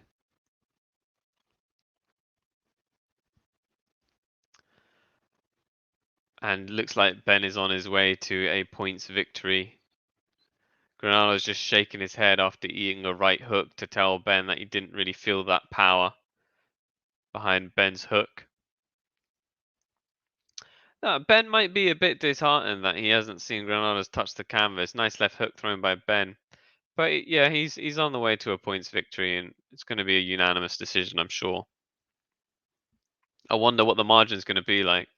Nice right, short right hook thrown by Ben. A nice left hook thrown by Ben as well as he leans against the ropes and allows Granados to come in. I feel like Ben's had some good success just leaning against the ropes, allowing Granados to come in and then working on Granados that way. Obviously, he leaves himself a bit more exposed, but he's certainly been able to connect. Ben just standing against the ropes, waiting for Granados to come in. Granados not moving. So obviously we can see that Ben is just trying to invite Granados. Granados just running around the ring, laughing and lifting his hands, and Ben and the referee telling Granados to just get on with it. 10 seconds left of this final round, and Ben getting incredibly frustrated and telling him, "Come to me," and Granados just lifting his hands and almost like trolling Ben. Ben looking incredibly frustrated, and the fight has just ended there. And I guess that summarizes the fight. Granados lifting his hands up. 10-9 to Ben in that final round. And I'm sure Ben's won this fight, but I think the main narratives of this fight is that Ben was throwing quite wildly initially in this fight. He did have some success and he did connect. Granados did not touch the canvas, from what I understand in this fight. He did touch the canvas a few times, but I believe they were all slips. Granados is quite happy about the fact that he went the distance with Ben. He does have a strong chin, but it looks like Ben's power wasn't enough to knock Granados down. So both fighters slightly frustrated that maybe neither of them kind of came to each other, but I think that frustration is certainly Ben's frustration rather than Granados, especially in those last 15 seconds of that final round. Ben just absolutely angry, completely angered that Granados wasn't willing to come to him and properly fight. But I understand what Ben's saying. Come to me and fight, but at the end of the day, it is a boxing fight, and Granados is completely entitled to walk around the ring and dance around the ring. I mean, it's boxing. If he has an issue with the fact that Granados wasn't willing to engage with him, he should have just closed the distance, which is what he was trying to do, but he was somewhat ineffective, to be perfectly honest. I think Ben maybe needs to work a slight bit more on just trying to the uh, cut the ring off, and connecting. And obviously, he was trying to back Granados against the ropes in order to land his punches. So yeah, Orlaith. Hopefully, I'm pronouncing that correctly. Says, "Let's go, Katie." Katie Taylor fight's coming up next, by the way, guys. Harris saying there's a Darren Till UFC fight. Okay, interesting. Oh, we're just listening to the scorecard, and I'll let you know what the judges' scorecards are. The judges' scorecards for this Ben Granados fight: 100 to 90, 99 to 91, 97 to 93. Obviously, all three in favor of Ben by unanimous decision. So Ben's obviously won by unanimous decision, 100 to 90, 99 to 91, 97 to 93. So one of the judges had a complete blackout of 100 to 90, all 10 rounds going to Ben there. I had it Ben. What I had basically was what do I have? I had Ben up by 8 rounds basically. So that would have been, I don't know what that would have been, to be honest. I'd have to add it all up. But basically, I had Ben up by 8 rounds, and so ultimately, probably would have been something like 98 to 92, I think, something like that is what I would have scored it as, which is more or less within what those judges scored it as well. 97, 93. That's pretty close from one of the judges. I didn't have it that close. But yeah, all three Ben unanimous decision. We're moving on to the Kate Taylor fight, which looks like a lot of people are very interested in watching. We've got a lot of fans, Kate Taylor here, maybe also fans from the Irish contingent. We've got DCO Castiel saying, "Come on, Kate Taylor." FS just reminding everyone. Thanks, by the way, for tuning in as you are. Really liking all the comments coming through. Do please like and subscribe if you haven't already. Really helps the stream. Really excited for this Kate Taylor fight. And someone's just mentioning in terms of Granados Ben fight. Granados definitely will be considered a clown after this. I think he was just there for a payday. Yeah, I mean Granados was not effective in this Ben Granados fight. He lifted his hands up a lot, maybe just to say that he didn't get hurt. He was dancing around the ring a lot, and yes, Granados is certainly not to be considered a world class fighter as a result of that. He's a good test for these welterweights coming up, and maybe he potentially exposed the fact that Ben has issues, or maybe needs to work a bit more on just closing the ring off. Don't get me wrong, Ben dominated the fight, and I had him winning 8 rounds. Sorry, I had him winning basically all of the rounds that weren't 10-10 rounds. So I had him up by, as I said, I think I had him up by 8. In that he won 8 rounds clearly, and the other 2, which were rounds 1 and 2, in my view, were 10-10s. So he obviously dominated the fight. It's just, how is he going to fare? How is Ben going to fare when he comes up against harsher opponents who will, have the ability to be slightly more slick in their boxing abilities, where Ben might have similar issues trying to kind of cut off the ring, but also he might have, might have to deal with someone who is also a bit of a power puncher and just a bit more seasoned. So, we'll see how he does. I mean, certainly a good step up fight for him. got to keep in mind that Adrian Broner, for example, won by split decision against Granados. So Granados is not necessarily a complete amateur per se. So yeah, I mean, maybe it's time for Ben now to move on to harder opponents and see how he fares against them. But no, certainly winning the fight. Maybe if he was up against an opponent who wasn't just trying to dance around the ring and avoid Ben, he would have connected a bit more because he would have been coming up against an opponent that's leaving themselves more exposed, trying to go toe to toe. But anyway, let me update the banner to just let you guys know that Ben has basically won his fight against Granados, and then we'll be moving on to the Katie Taylor fight, which hasn't started yet, and I assume it's going to start in the next 5 to 10 minutes. But I'll let you know once it does start. So Ben beats Granados by unanimous decision. That was pretty good. What did you guys think of Ben's performance? Do you think it was his best? Do you think it was his best performance today? Do you think his performance was justified given the step up in his opponent and the fact that Granados has quite a good chin? Let me know. For those of you who are interested in the main fight, and FS basically saying that in terms of the poll that we have, 76% of people polled think that Warrington is going to beat Lara. Ole saying Kate is the best woman boxer. Yeah, I think that's true. And for those of you interested in the Kate Taylor fight, it is about to happen soon. So we just got Jennifer Han making her way into the ring. Her ring walk is beginning now. Stocky Rogers, Kate is a 4-1 for a KO. Pretty interesting odds. I think that's probably reasonable. For a KO though, I say because it's less common KOs, I think, in women's boxing. Usually you have less time on the rounds, and it's just less likely. But Katie Taylor, she does have a very good record. She's got 33% knockout ratio. Might as well run through the stats while the fighters make their way into the ring, guys. So for this Katie Taylor Jennifer Han fight, so Katie Taylor's obviously got 18 wins, 0 losses, 0 draws. 6 of those wins are by KO.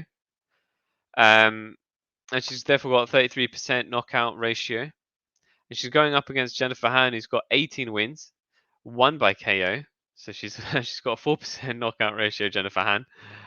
So I don't think there's anything really to worry about coming back at Katie Taylor in terms of knockout power, I would imagine. And Jennifer Han's got 3 losses and 1 draw. So she's got 3 losses, Jennifer Han, but we have to also remind ourselves in terms of her record, Jennifer Han has not lost a fight since 2014. So those losses were dealt to her early on in her fight. Katie Taylor, by the way, just kind of starting off with her ring walk now. For those of you who are interested in the Katie Taylor fight. And we've got Thomas saying Katie for the stoppage in the mid to late rounds. Thank you, Thomas, for your view on how it's going to go. Katie should beat her opponent by KO, says Tom. DCUO saying Katie Taylor knockout 5th round. And Thomas saying Han had a baby a few months ago. Congratulations to Han on her baby. Han is 38 and Taylor's 35 for those of you interested in where they are in terms of age. Yeah, like I said, Han has not lost a fight since 2014, which is very interesting. But Katie Taylor is obviously undefeated. So we'll see how this fight goes. Very interesting fight ahead of us. This is a fight where Taylor is defending her WBC, WBO, IBF, and WBA women's lightweight titles. So a lot of belts on the line from the reigning champion. But I think from those of you in the chat and from myself, I do think it's likely that Katie Taylor is going to win this fight.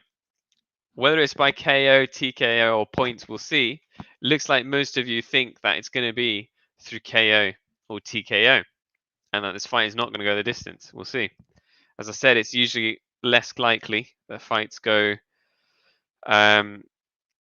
not go the distance. I think, in my understanding of women's boxing, due to the number of rounds and other factors. But Katie Taylor has a 33% knockout ratio. Han has not lost any of her fights by knockout, by the way, from what I understand. Her 3 losses have not come by KO or TKO. So that might be worth noting. If she does manage to knock Han out, it's certainly another show of how much of a GOAT Katie Taylor is in women's boxing. How much of a pound-for-pound champ she is. If she can knock someone out who obviously hasn't been knocked out before, it's just another nice thing to have on her already glittering resume. So the fighters are now in the ring. For those of you interested in knowing where we are right now, and I believe the ring announcer is just announcing the respective fighters. He's just currently announcing Jennifer Han, who hails from the USA.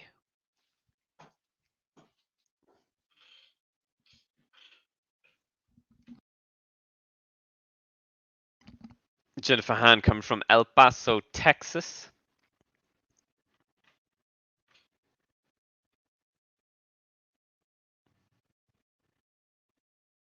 I think a decent amount of respect shown between these two fighters, from what I understand.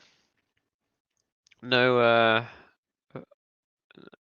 kind of out of the ordinary bad blood or anything like that, you know. And the ring announcer just announcing Katie Taylor right now, with all of her glittering belts behind her, the WBC, WBO, IBF, and WBA belts shining in the background. Hailing out of Bray Island. Ireland represent, hold tight, all you folks tuning in from Ireland.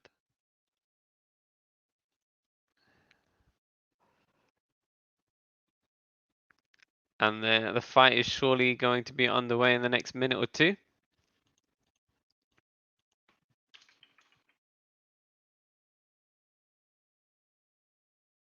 And I will let you know how long the Irish flag's there flying in the crowd in Leeds, England.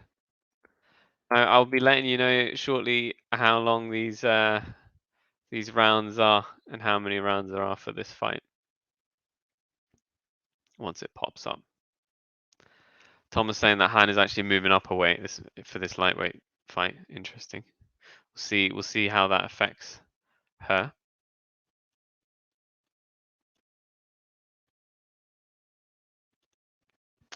Fighters are in the corner. The fight is underway, guys and girls.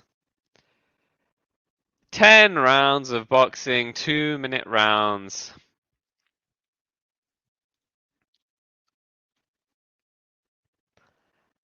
And Taylor's just currently stalking. Yes, Theos. Kate Taylor is currently fighting. And round 1 is underway. So yeah, Katie Taylor is just stalking Han around the ring right now. Han is just circling around. Looks like she's trying to avoid being pinned down onto the ropes. Han just trying a 1-2, which doesn't connect. Han with a jab, double jab, which doesn't connect.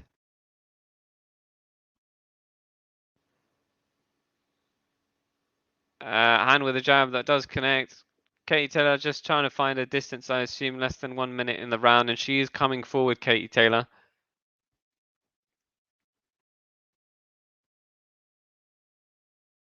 Han with a jab, which does connect there. But obviously nothing to note in terms of power. Doesn't look like anything's any real impact. Katie Taylor trying a hook there, which misses. Although she is coming forward, Katie Taylor. A nice right hook thrown by Katie Taylor, which does connect in the process of her throwing her combinations. I see we've got more than 25. We've got about 29, nearly 30 people in the chat. Thanks for tuning in, guys. Do like and subscribe if you haven't already. Would appreciate it. 10 seconds left of this first round. And both fighters just tying themselves up. Referee breaking up the fight, and it's probably the end of the first round there. I mean, to be honest, not much between the two. I would give it 10-10 for now. Again, I'm trying not to be biased. I do want Katie Taylor to win this fight.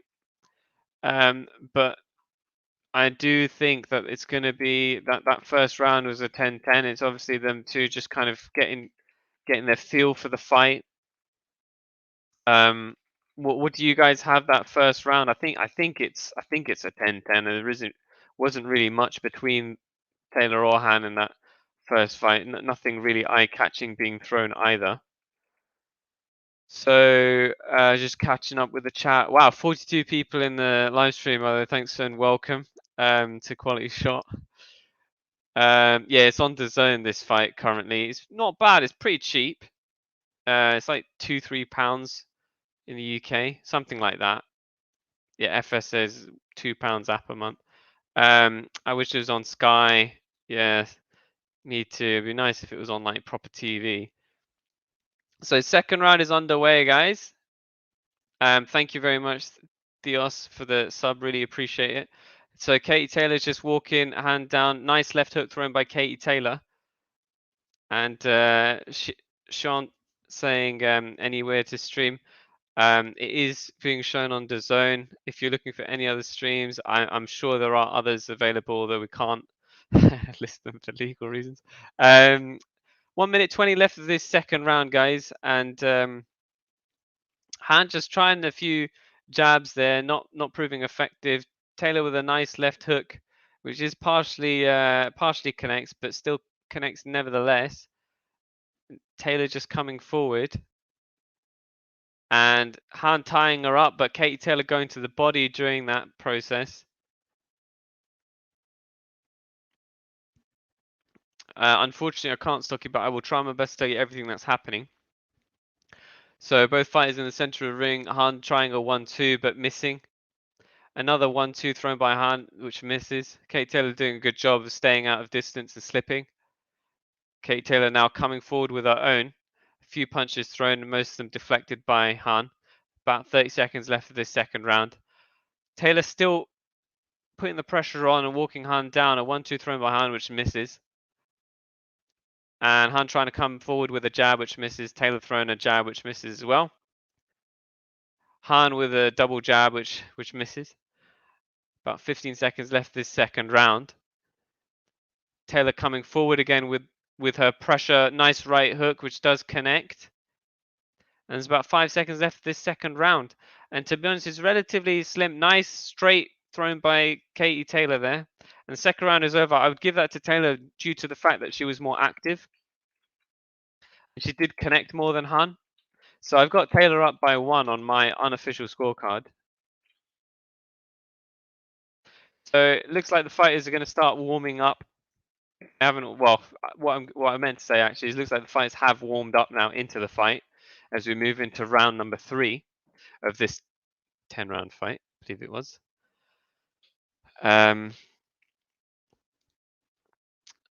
Hey Theos, thanks for trying to tell us everything. Hope you can get some subs from the stream you just said. Thank you very much, my friend. I really appreciate it. Thank you for your kind words.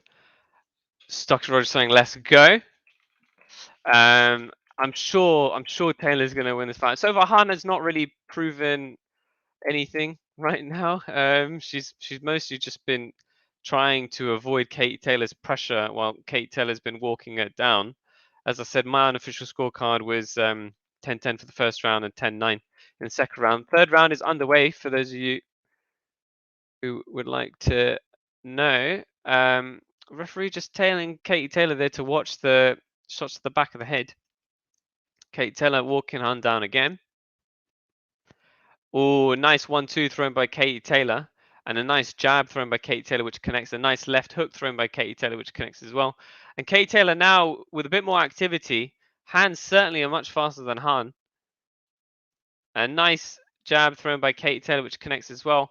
And a shot to the back of the head there by Katie Taylor. And referee again telling Hearn to watch that. Nice 1-2 thrown by Katie Taylor, though. And a nice overhand right thrown by Katie Taylor, which is not to the back of the head. Hearn just tying Katie Taylor's left hand up there, but Katie Taylor managing to break herself free. A lot of inside fighting right now. I'm sure the referee's going to step in. Nope.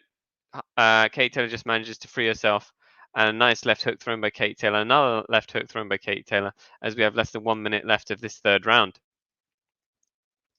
Hearn complaining potentially about, I'm not sure what, maybe shots to the back of the head or something like that. Katie Taylor needs to make sure she's not going to throw any other shots to the back of the head because she might get a point deducted because the referee has warned her twice. And the fighters tying themselves up. 30 seconds left of this third round. And Katie Taylor again assuming the position of the aggressor and walking Hearn down. Hearn hasn't really had much success connecting with any shots, to be honest, although does throw a nice stiff jab just now and came forward with a 1-2, which misses. Katie Taylor's doing a good job of avoiding Hearn and using the distance in the right way, throwing a nice left hook there. And we've got about 10 seconds left of this third round, and this third round, in my view, is going to Taylor. Both fighters just tying themselves up, and the third round is over. So I've got Taylor up by 2 so far as we move on to round 4. These rounds are going by very, very quickly. We're whizzing through these rounds, guys. How are you seeing the fight so far? I've got, in terms of my unofficial scorecard, I've got it 10-10 in the first round, and then I've got 10-9, 10-9 for rounds 2 and 3. So I've got Taylor up by 2 currently.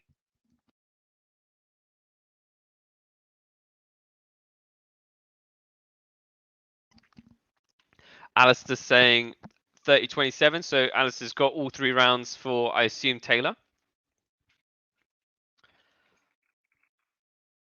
And that's also fair. I think in first round's obviously slightly more difficult because you don't see as much activity and the fighters just trying to find their rhythm and their distance, but I could see that as well. Either way, I've got Taylor up certainly on points so far. Fourth round is underway, guys. Katie Taylor again, assuming the position of the aggressor. And I think this is going to be a constant theme throughout this fight. Hearn is certainly not willing to walk Katie Taylor down. And both fighters trading in the middle of the ring right now. Hey Theos, I'm using an Arctis 7 headset, I believe it is. And it's wireless as well, which is quite cool. 1 minute 20 of this fourth round. And not much activity, to be honest, both fights. Oh, a nice left hook thrown by Katie Taylor, though, just after I said that. Certainly an eye-catching punch. Hearn is not having much success right now, and she did attempt a 1-2. She didn't really connect very, very well.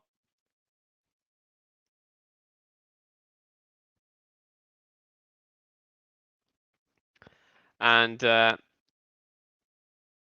yeah, both fighters currently just tying themselves up, although Taylor punching on the clinch.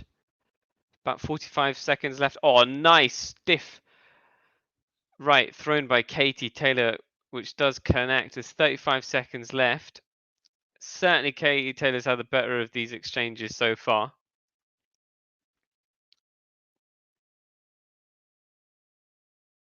Hearn trying to kind of close the distance and throwing a double jab, which is too far. Just doesn't manage to connect. Both fighters tying themselves up. Both fighters punching each other on the tie-up clinch, and referee breaking it up. 10 seconds left of this fourth round. I'm giving this fourth round to Katie Taylor because of the activity and the fact that she's just punched. She's thrown more punches that have landed. I've got Katie Taylor up by 3. How have you got this currently, guys? I mean, I've got Katie Taylor up by 3. I can see Katie Taylor also being up by 4.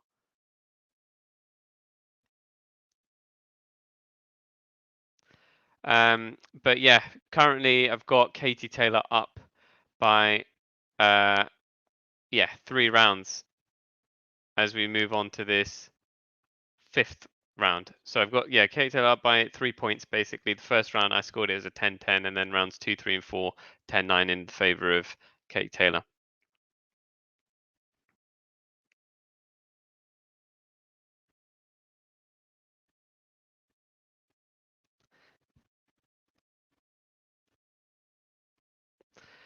Both fighters currently just in the corner right now.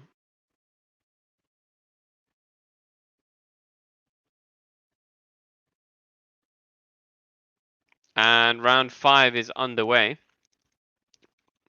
Theos saying, unbiased scoring, I think these rounds are so quick that there's nothing between them, but it seems like Taylor is attacking more, loading more punches, but not winning by a lot. Yeah, I agree. I agree that the thing about women's boxing is I believe they stick them to... Well, nice left hook, by the way, thrown by Taylor just now, and both fighters in the clinch. 1 minute 30 left of this 5th round. What I was going to say, Theos, is that women's rounds are usually short. I believe as a standard they're shorter than the men's rounds, so it's 2 minutes as opposed to I think 3 minutes, which usually men's rounds. So you find that the rounds just whiz by really quickly, but it just allows the fight to be much faster as well. They can throw more. It's a 10 round fight as well, and it just allows the fight to just be much quicker, which I quite like the fact that it's just so quick. They can just throw their hands more because obviously there's less time in the rounds and less likelihood of them necessarily getting fatigued. Ooh, Han trying to back Katie Taylor into the corner right now, but Katie Taylor managing to clinch. Referee breaking up the fighters and warning Han of punching to the back of the head. Katie Taylor with a right that does miss, that right hook that she threw. Both fighters assuming the middle of the ring. Katie Taylor connecting with a right hook. Trying to throw some combinations right now, Katie Taylor. Right to the body, which does connect. Sean asking, will Taylor KO? I don't know at this stage, Sean. I feel as if it might go to points. She's certainly connected more, Katie Taylor. Nice left hook just now connected. So like, I do find that Katie Taylor is connecting more. I just don't know whether it's going to be a KO or not. It's certainly gonna, if it goes to points, she's certainly gonna win. And 5th round's over, by the way, guys. I give that 10-9. So I got Taylor up by 4 now.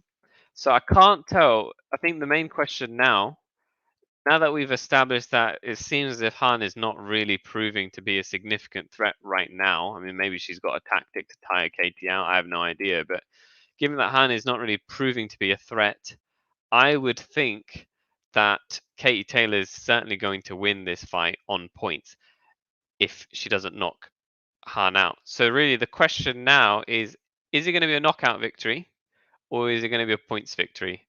Because I have a feeling, regardless of what happens, Katie Taylor's winning this fight. It's just about whether it's going to be a knockout or not. Sergio's saying 190 judges in England should be fined for these robberies. This is where foreign fighters don't like to fight in England. I assume, Sergio, you're referring to the previous fight, which I will come to, or one of the previous fights, which I'll come to. But just going to turn my attention to the 6th round of this 10-round fight between Taylor and Han for you guys. Stratfon, I'm watching it on DAZN right now. I think there's a subscription. I think it costs £2 or £3, something like that is what I paid for the subscription on DAZN. 1 minute 35 seconds of this 6th round. Both fighters currently clinching, Taylor and Han. Referee raising his arms to say, guys, just get out of the clinch. Stop tying each other up. Come on, let's box. Both fighters again clinching in the middle of the ring, and the referee again raising his hands and trying to break them up. Looks like both fighters are really like finding it difficult to trade. I mean, they're both clinching a lot now, and there's a lot of punches being thrown while the clinch is happening. I think Han is getting increasingly annoyed about this, but she needs to... Oh, a nice 1-2 thrown by Taylor. Yes, Han may be annoyed, but she needs to start firing herself. You know, I think Taylor's doing a good job of actually just throwing punches and then tying herself up. Maybe this is just one of the techniques that Taylor's employing, which is just 1-2 tie up. so that Hearn can't return with anything of her own. Nice quick left hook thrown by Taylor. And 40 seconds left of this 6th round. And wow, we've got 50 people currently on the stream. What's up, everybody? If you could like and subscribe, it really does help with the channel. If you're obviously enjoying the content, if you're not, then that's perfectly fine as well. And do let me know if there's any way that I could improve. We've got 15 seconds left of this 6th round currently between Katie Taylor and Jennifer Hearn. 10 seconds left, and looks like I'm giving that round to Taylor as well because she's just been more active. And round number 6 is over. I think the referee's been slightly annoyed about the fact that the fighters have clinched so much and tied each other up so much and just not been trading as much. He's lifted his hands quite a lot when they've been clinching and tying each other up. I've got Taylor up by 5 rounds currently. So I had round 1 as 10-10 and then rounds 2 to 6 as Taylor's rounds. So 10-9 rounds in favor of Taylor. We're moving on to the 7th round. I just want to come back to Sergio's comment. So Sergio said 190. I assume, Sergio, you were referring to the Granados Conor Benn fight because one of the judges scored it as 190 in favor of Benn. I personally agree with you. 190 is slightly ridiculous. I didn't have Benn winning rounds 1 and 2. I think there were 10-10 rounds, so I probably would have had it something like 98-92. But yeah, I mean, I think the bias exists everywhere when you have domestic fighters in their own town. The English judges are going to score it that way. It's kind of like how, you know, there was a draw scored for Canelo against Mayweather once or something like that. Round 7 is underway, but totally appreciate what you're saying. I do think Ben won the fight, though, if you're referring to that. 1 minute 40 left of this 7th round, guys, between Taylor and Hearn. You're saying that Taylor will KO if Hearn gets really tired in the last 2 rounds, but I doubt it. Hearn is pretty decent.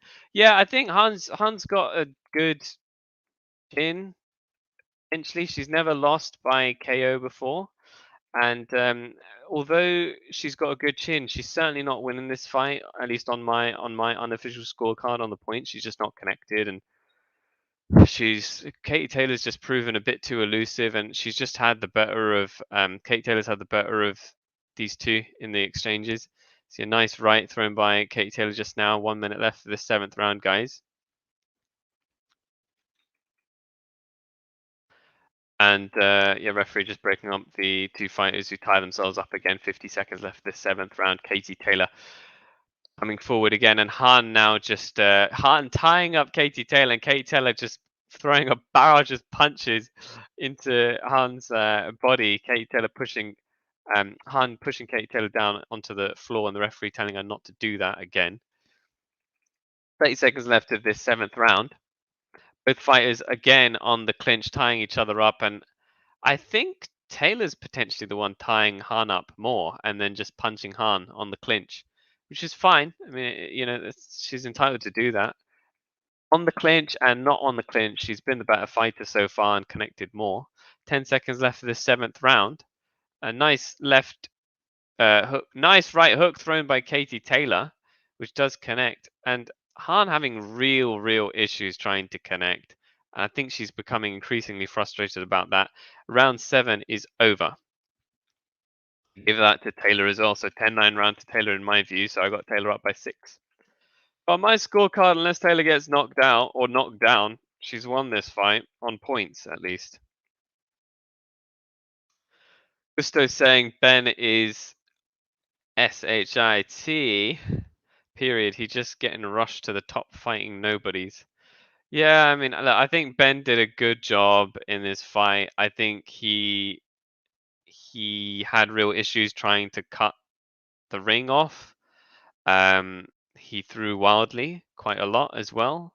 He did win on points. I think he was looking for a knockout. He didn't get the knockout, so it'll be interesting to see who he fights in the future. He obviously needs to fight harder fighters and see how he manages to challenge things. Thank you very much, FS. Good job. 50 people in the chat. Thank you very much. We've got 56 in the chat right now. What's up, everybody? Thank you very much for tuning in. Do like and subscribe if you can to Quality Shot. Round 8 currently underway between Katie Taylor and Jennifer Hearn.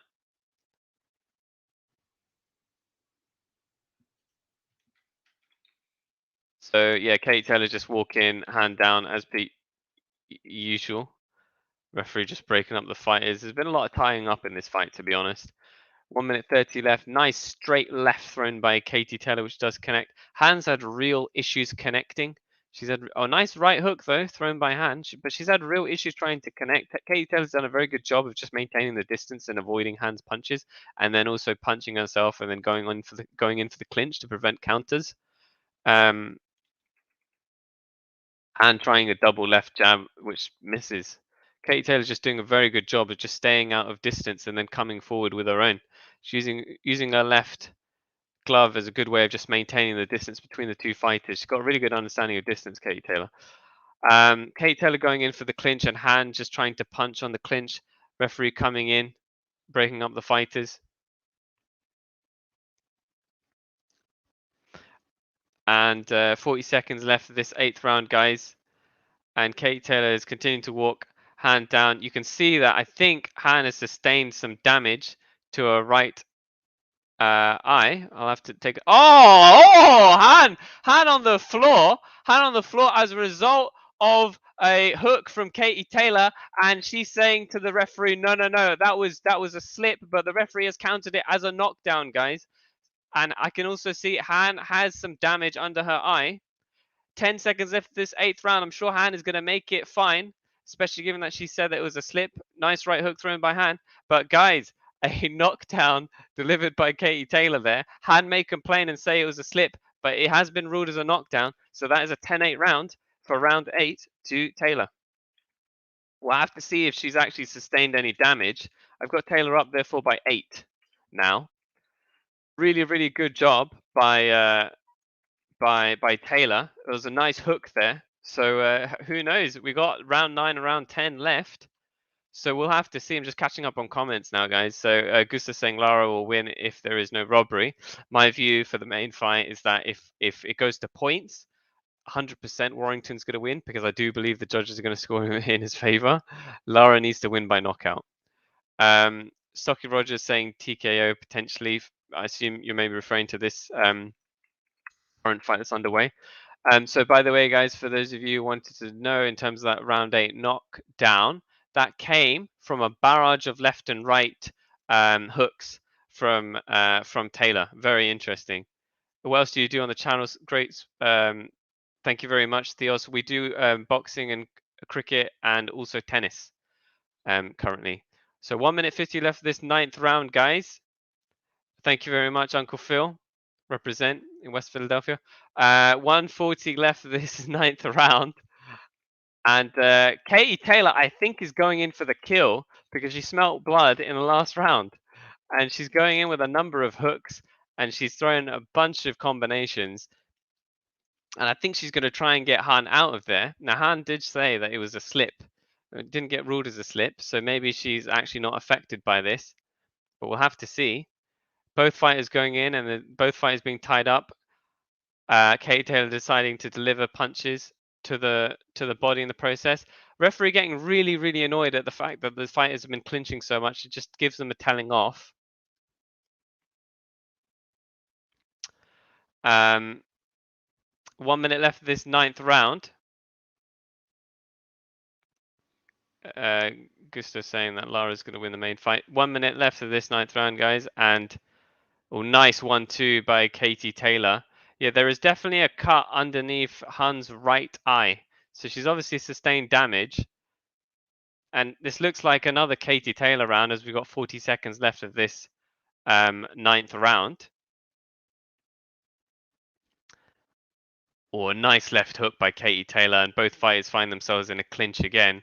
Uncle Phil saying Lara will win tonight, 9th round TKO. We'll see. It'll be interesting. I think Lara needs to win by KO or TKO. 20 seconds left of this 9th round, guys.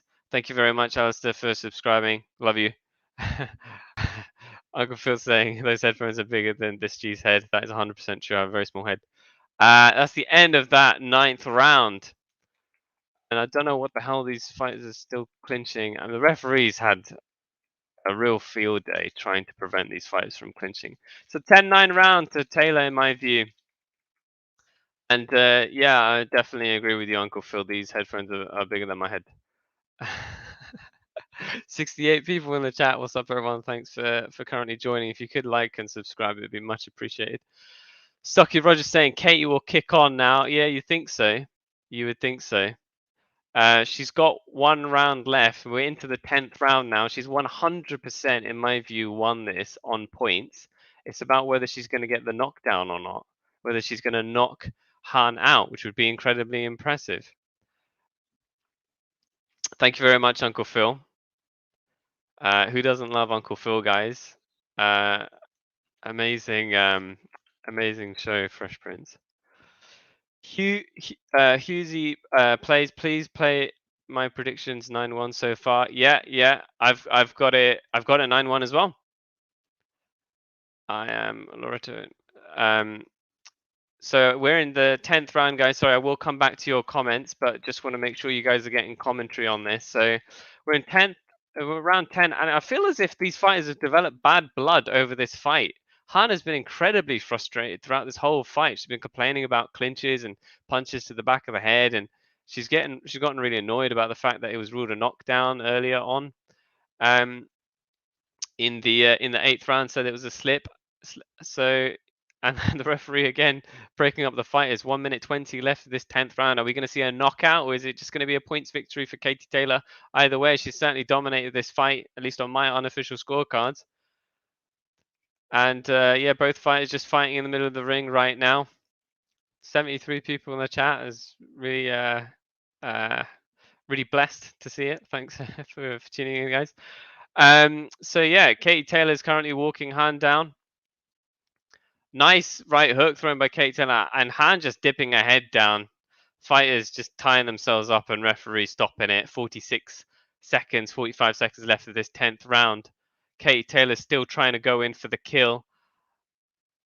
Oh, nice right hook thrown by Katie Taylor, which connects, and Han has just not had much success at all in this fight. Oh, two shots to the back of the head by Katie Taylor. She's lucky the referee hasn't docked her any points. He has warned her 3 times now. 20 seconds left of this fight, and the referee again getting frustrated and saying, guys, work your way out of it. Oh, nice uppercut thrown by Katie Taylor as there's 15 seconds left of this final round, and I suspect it's not going to be a knockout unless we see an absolutely magic knockout in the last 10 seconds, guys. Han just dipping her head down again, preventing Katie Taylor from landing any shots, and we are done with the 10th round. I give that 10th round to Katie Taylor. So I've got Taylor up by 10 rounds. Oh, not 10 rounds, 10 points. So I'm going to catch up with the comments now, guys. Uncle Phil, I am in Loreto in Mexico. I'm from the UK. Okay, welcome to the stream. Welcome to the stream. All the best for your boy Lara. Ayan Khan, Leeds is God's chosen city. Represent Leeds, everybody. So that fight between Kate Taylor and Han is over. By the way, I'll let you guys know what the scorecards are when they come out. Sure it is. Defo Lara win by 8, says Carlo Gums. Theos, come on Taylor. Everybody subs this guy. Nice guy. Thank you very much, Theos. You've been very kind. Ben, Warrington KO, stick all your money on it. Interesting. We're getting some very diverse opinions in this. It's good to get people from different sides in here. Thank you very much, Danny, for subscribing. I really appreciate it. Uncle Phil saying Han is South Korean, half USA. Yeah, that makes sense.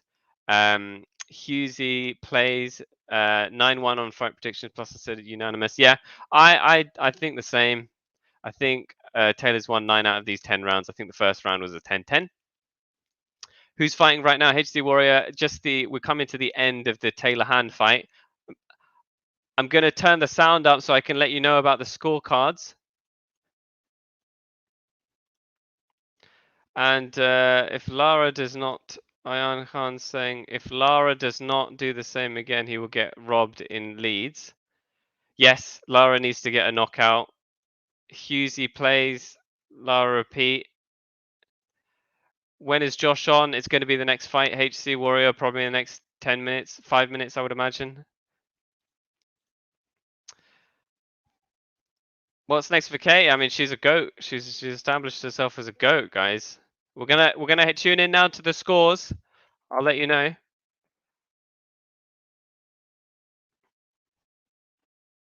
We'll go to the judge scorecards. All 3 judges. Wow, 100 to 89. All in favor of Katie Taylor, guys. Katie Taylor has won by unanimous decision. All 3 judges had it 189. 189. Really, really good score for Katie Taylor. As expected, she was certainly in the lead for this fight. She certainly deserved to win. And 189 is probably spot on in my view, especially given you have to take into account the 10-8 round in round 8 because there was a knockdown. So well done to her. Well done to Katie Taylor. When is Josh? So the Warrington Lara fight is up next, guys. It'll probably be up in the next 5 minutes.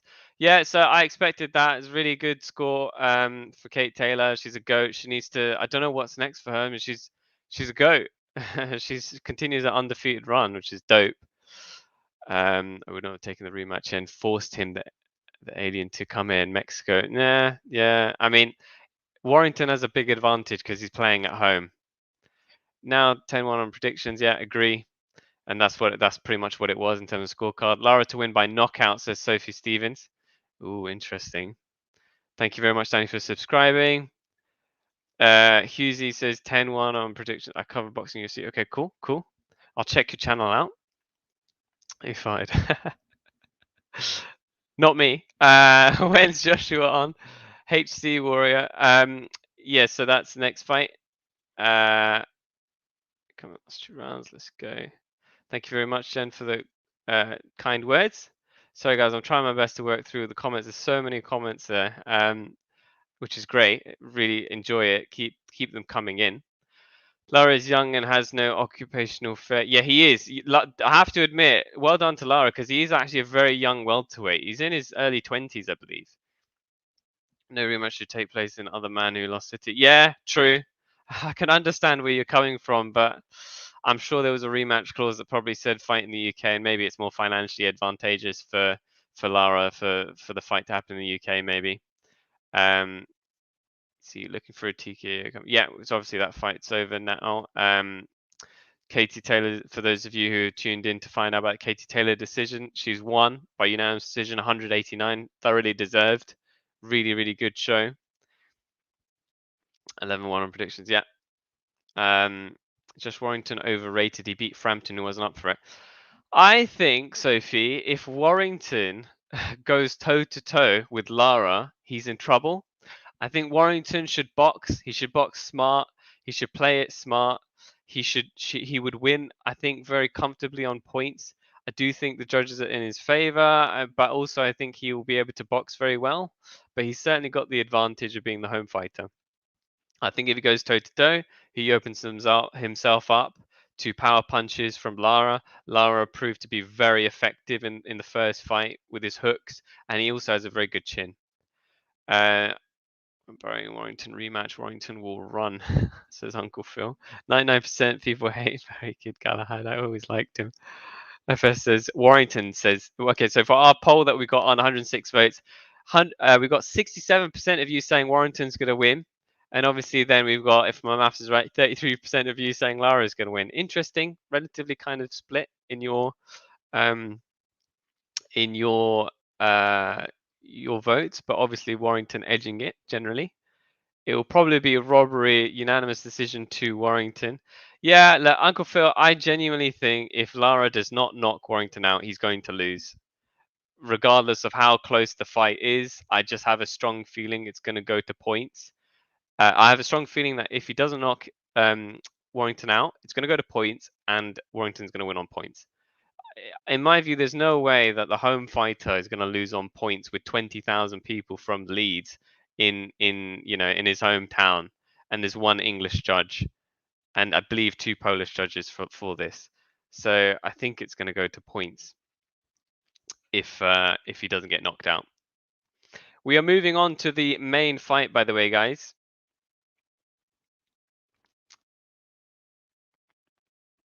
And I'm going to update the banner just to let you guys know that Taylor beats Han. on points 189 UD. And as I mentioned this, guys, the fighters are just starting to make their way into the ring. Well done to Kate Taylor for a fight. Certainly a very strong unanimous victory. She certainly deserved it.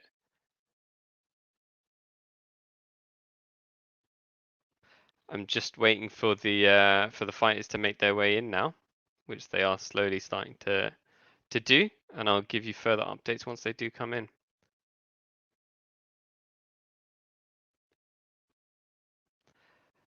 So yeah, let me know if you haven't already mentioned how you think this fight is going to turn out. This Warrington Lara fight. We're now finally at the main fight. Just running through the comments now. UK people's in the financially advantaged ways. Yeah. I mean, same for the US. I'd imagine as well. Hannah's dirt says stocky. Well, she wasn't very effective.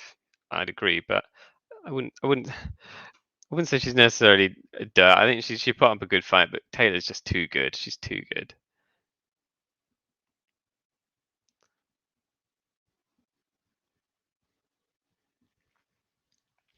And Warrington is starting to make his way into the ring, by the way, guys. He's just having his little walk in now. Ayan saying, I loved a terrible Morales. So she's saying, good man yourself. EGG. Now Josh has a huge ring to move around in. They probably gave him a stiff canvas too to not get tired. Man, these folks should just say they are pulling for Warrington to win. Lara beat the brakes. EGG, as a Brit and someone who is supporting Warrington, I can still, however, 100% acknowledge he's definitely got the home advantage.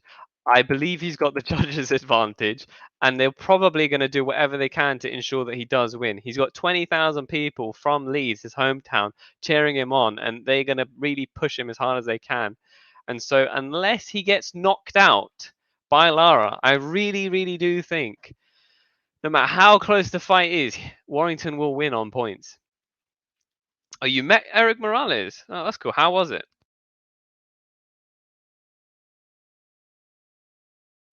Obviously, such a well-known fighter.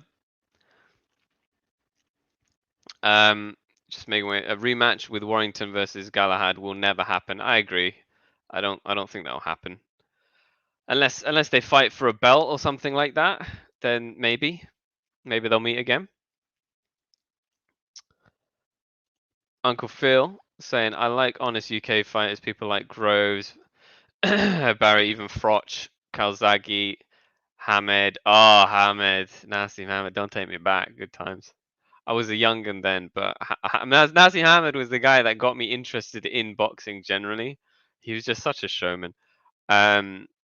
Warrington seems a fraud to me. Well, Warrington's fought some decent fighters, at least from a domestic point of view. Selby, Frampton, Galahad, for example. So it's really, he needs to switch into the world stage. This is his transition, and he was going to move proper onto the world elite stage, but he obviously got stopped by Lara. He thought Lara was probably just a tune-up fight because he hadn't been in the ring for so long, but clearly underestimated him, and Lara obviously chinned him. So we'll have to see. We'll have to see if Lara does the same thing again. Uncle Phil, even Amir Khan was solid. People hate on him too much. Yeah, I mean, well, Amir Khan, I like him. I just think he obviously doesn't have a strong chin. He's obviously got a glass chin, but I think he's a likable boxer, and he always takes on fights. He doesn't duck. He took on the Canelo fight, for example, when people were ducking Canelo. He got chinned by Canelo, but fair play to him. He took on the fight. He's the type of guy who would take on fights, regardless of who his opponent is, which I respect. Yeah. Sweet Caroline. Oh. I assume they're singing that now. I don't have my sound on, guys, because I don't want it to get through the stream. But you know that's that classic tune. Let's be Salvador. Lara needs a KO to win, says EGG. Warrington just has to reach the belt. I 100% agree. That's my analysis as well. Wow, guys, we've got 74 people in the stream. What's up, everybody? And thanks very much for currently tuning in for this main fight now. Warrington Lara is going to be underway shortly. We just got Josh Warrington just making his way into the ring. Please do like and subscribe if you can. I love these comments coming through. It's nice to have everyone's comments and for you guys to be chatting about this fight. And we're trying to create a nice community of people interested in sport. We feature boxing, but we also feature tennis and cricket. So if you're interested in those things as well, do check out videos about tennis and cricket. Uncle Phil, imagine I was back in the UK somewhere supporting Lara and Wyatt. I'd get so much hate.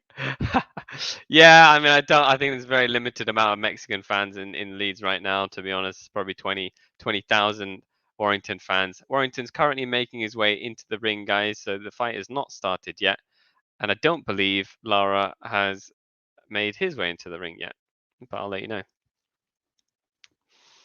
Rolex King, I'm very sorry I can't show the fight due to legal reasons, but the fight is on DAZN. If you're interested in paying for the fight, I think it's about £2-3 for a subscription. It's pretty cool because you pay for the subscription and then you just can watch any other DAZN fight, which is pretty nice because DAZN's obviously featuring so many fights. I'll try my best to commentate what's happening in the fight as best as possible to give you a good idea. There are obviously other streams available, which are illegal avenues. Obviously, I can't showcase or advertise those. I'm sure there's a way to find the fight if you're determined to do so. Assume you're going to say Maida. You assume referring to Hamid, maybe? Started age 6 boxing. Slept at the gym. Brendan, yeah, Brendan, you're referring to Nassim Hamid. Brendan was coming out of Sheffield, helped him to do his homework. His hands, so small and brittle, did amazing things for his DNA. Yeah. Hamid was great. I think he retired, obviously, more or less after the Barrera fight. And he argued that it was because his hands were too brittle and his hands were he broke his hand several times and that's why he quit.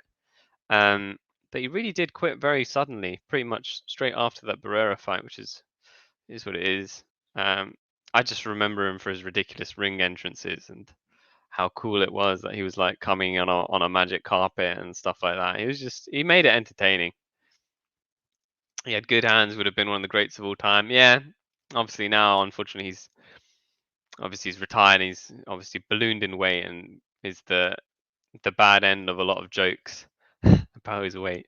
I remember Tyson Fury and Nassim Hamid have quite a good relationship. Probably also because the promoters of Frank used to be similar, like Frank Warren's involved with both of them, and Tyson Fury said that Hamid was one of his favorite fighters, and that he tried to learn his style but be like a heavyweight version of it, which is interesting because he was so unorthodox. You can put sound on and put output and speakers, and no one can hear. Oh, okay, thanks, FS. But I think when the fight starts, it doesn't matter. I guess next time I'll do it for ring walks and stuff like that. But the main ring walk is over. Warrington's currently in the ring, guys. How long have we got, Cam? We've probably got 3 minutes before the fight begins because Mauricio Lara is about to walk into the ring right now. And I'm sure, I'll turn the sound up, but I'm almost certain he's getting a bunch of boos. No, he's not getting booed, but he's getting completely blocked out with chants from the crowd in Leeds. So that's what's currently happening. Rolex King saying, show the fight, please. Sorry, I can't. Thanks, lad. No worries, mate. All right, cheers, Stocky. Well done again to Taylor for her fight. Ayan Han, the prince was special. I guess waking up in silk pajamas makes one relax somewhat. Yeah. Why not show fight? Lover, may the best man win with both warriors. Yeah. I mean, they're both good fighters in my view, and I think Mauricio Lara's got a lot of he's got a lot ahead of him. He's only 23. He's got his whole career ahead of him. So this is his opportunity to really get onto the world stage if he does actually chin Warrington. We'll have to see if he does that or not. But this is his big opportunity, and then people won't be arguing because of the first fight. Oh, you know, Warrington had ring rust and things like that. So you see Mauricio Lara coming out with a lot of energy. It looks like the crowd is not phasing him, even though there's 20,000 people probably going off on him. Sorry, guys, I'm going to have to quickly mute myself, but I will be back as soon as possible.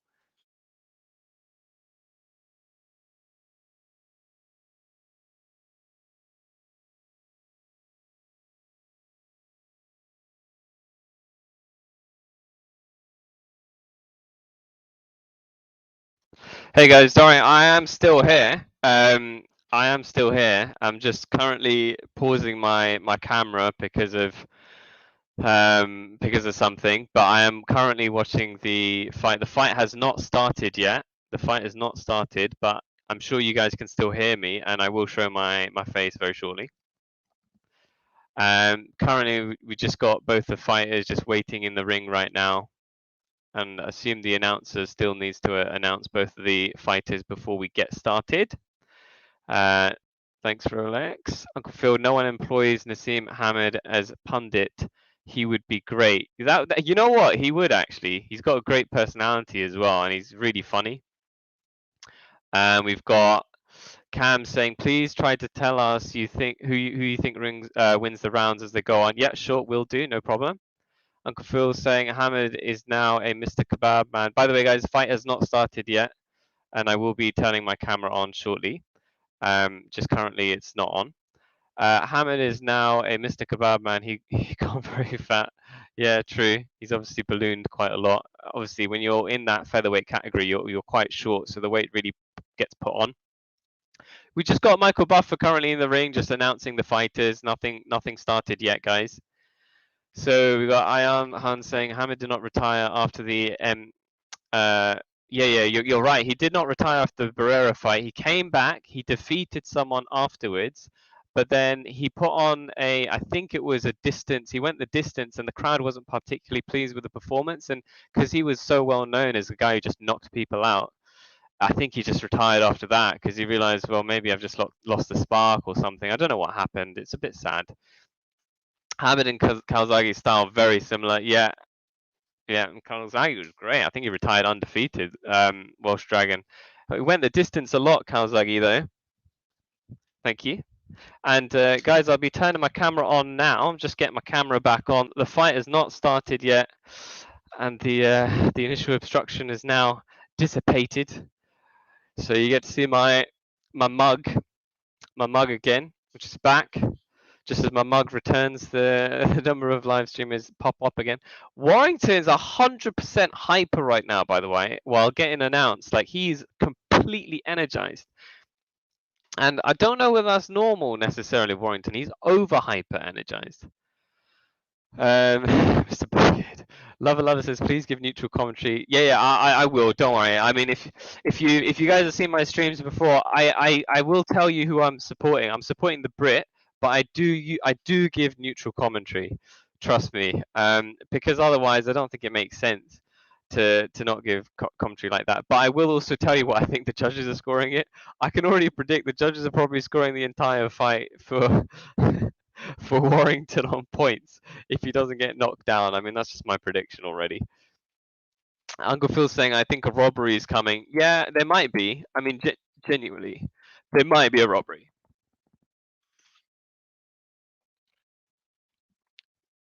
But we'll see. Ben saying, what time does the Warrington fight start? Mate, it is starting right now. It's going to start in the next minute. So, yeah, just letting you know, it's basically going to be underway very shortly, and I'll let you know when it does start. And currently, the referee is talking to the fighters, guys. So we are coming to the fight. 88 people in the stream. Thank you very much for tuning in, guys. And yeah, please do like and subscribe. I'll try my best to give you a run through of the fight. Do bear with me while I work through your comments as well. FS says they did employ Hamid once, and he said Eubank Jr. should retire. Hamid is such a troll sometimes as a commentator. Uncle Phil saying, I bet this is a payoff. It might be, mate. I mean, no. Okay, by payoff, if you're saying that Lara's going to throw the fight, I don't think so. All right, guys, the fight is underway. We are on round number 1 for this Lara Warrington fight. And hopefully it's going to be a super exciting fight. So main fight is underway. We just got Lara coming forward with a nice body shot there.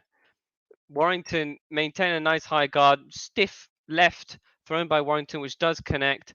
Lara trying a left hook, which misses. Lara with a jab, which does connect. Lara currently in the middle of the ring. Warrington trying to circle around him. Lara's definitely currently the aggressor in this fight, in my view, in that he is trying to walk Warrington down. Lara throwing a left and a right hook, which are both wild and miss. Warrington coming forward with his own. I'm sure every punch that Warrington lands, the Leeds crowd are going to go absolutely bananas. Warrington tying Lara up. Referee breaking up the two fighters. 2 minutes left of this first round. Lara with a left hook that misses. Lara coming forward with a few combinations that miss and get caught by... Oh, nice right hand by Lara, which does connect. Warrington trying his own, and Warrington trying to storm Lara with a nice right to the body. His other punches didn't really connect, to be honest, but he did throw a nice body shot, and obviously the crowd standing up on their feet whenever Warrington's connecting. Warrington did a good job there throwing some combinations. But Lara currently in the middle of the ring, Warrington just circling, and both fighters just tying themselves up again. Referee coming in to break it up. 1 minute 15 of this first round. Or nice left hook thrown by Lara. Lara trying a 1-2, which gets blocked by Warrington. Nice left hook thrown by... Nice straight right thrown by Lara, but Warrington comes back with a 1-2 of his own. Oh man, this is a good fight so far. They're both connecting quite early on. I'm just thinking about Lara's punching power and how this is going to factor in. 45 seconds left of this first round, guys. And both fighters just kind of... Oh, nice. Okay, yeah, Lara with a left that goes through the guard of Warrington there. Yeah, both fighters just... Yeah, both fighters just staring each other down. Oh, nice left hook thrown by Warrington, but it brushes against Lara, doesn't really connect. And Lara trying to go to the body through a few nice body shots. 15 seconds left of this first round. Oh, nice left thrown by Warrington.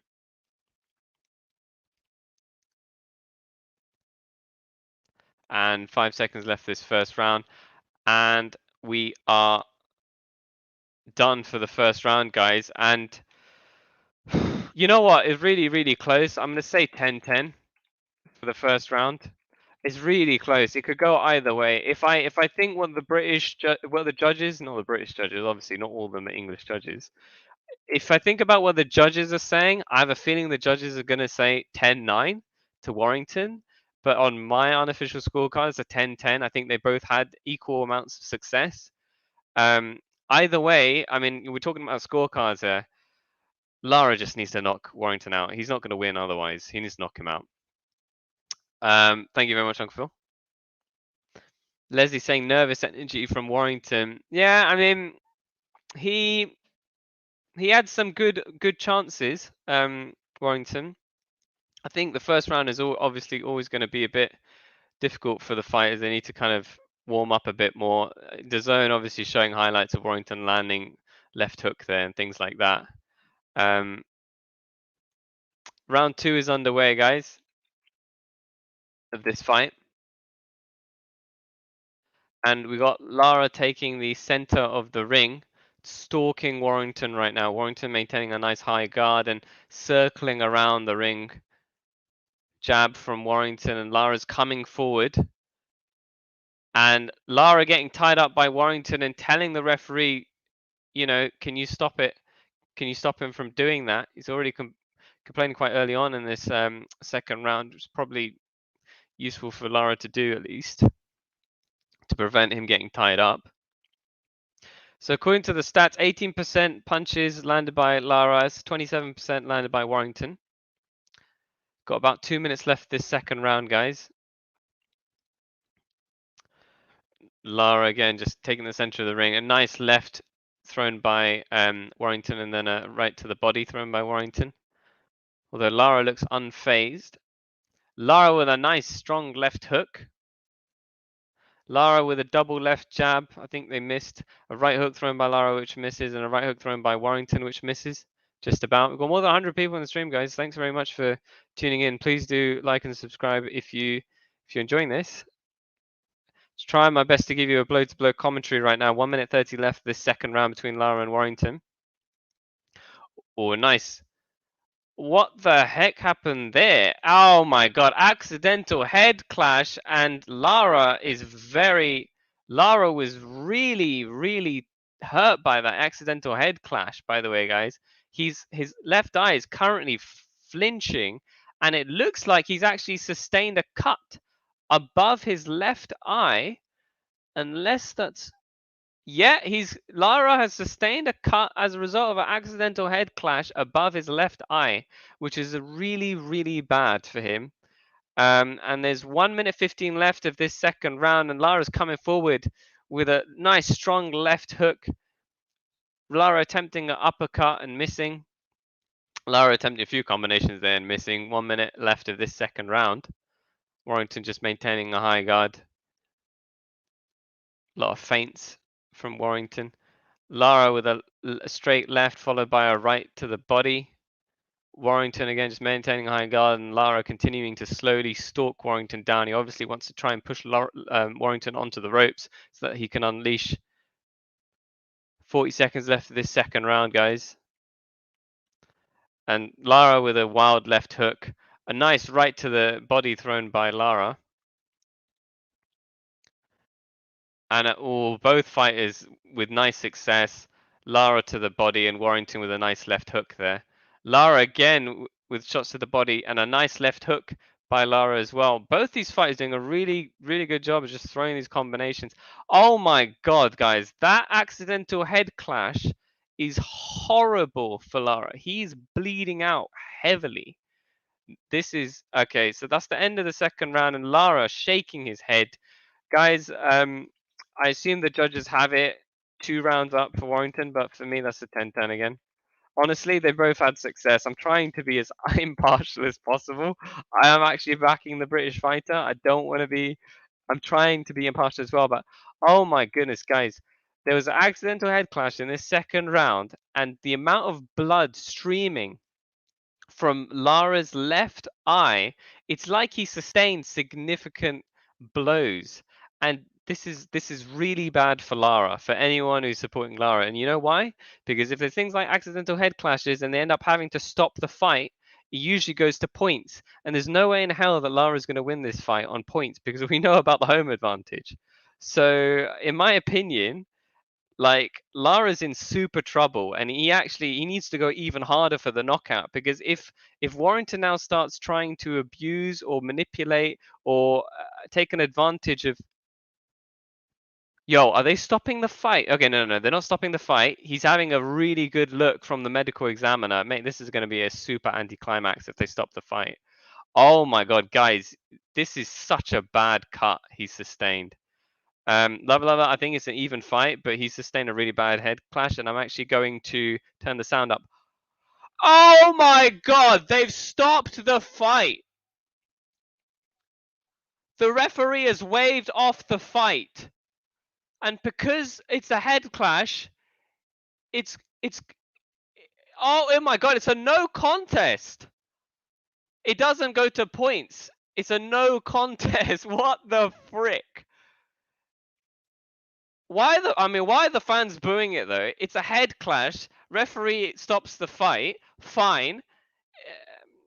The referee stops the fight. It's a head clash, guys. It's a head clash. It's an accidental head clash. He sustained a significantly bad cut. He can't go on to fight, and it's a no contest. This is so anticlimactic. Everyone's lost their bets, mate. If anyone's placed a bet, you've lost your bets right now, because it's not even a KO victory. It's not a points victory. It's no victory. It's a no contest.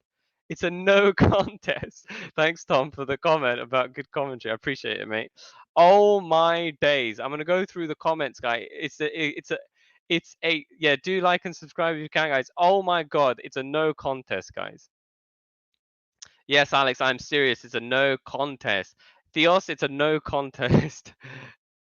It does, yeah, it goes, sorry, yeah, True Seeker. It goes to points after 4 rounds. I was suspecting it'd go the distance. Because the fight has not gone beyond 4 rounds, and because Lara has sustained a significant cut that the referee has had to call off the fight for, it does not go to points. It's therefore ruled as a no contest due to the head clash, the accidental head clash. Oh my goodness me. Wow, I don't know if Lara Warrington 3 is going to happen, guys. I really don't know if Lara Warrington 3 is going to happen. Who gave the headbutt? I'm not sure. And they might show a slow-mo of it, but I think it just happened with both of them as a result of an accidental head clash. With these things, they're accidental. You can't blame anyone for it. I don't think there was any actual intended malice. Warrington's lifting his hand up, but I mean, to be fair, well, he's probably lifting his hand up just to thank the Leeds crowd who came out to see him. But to be honest, on my unofficial scorecards, it was 10-10, 10-10. It was an even fight. Obviously, things would have warmed up as the fight progressed. I don't know if they're ever going to reveal the judges' scorecards. They probably will, and I assume on the judges' scorecards it was 10-9, 10-9 to Warrington because they probably back in Warrington anyway. Michael Buffer just explaining. Due to accidental clash of heads, due to accidental clash of heads, it is a no contest.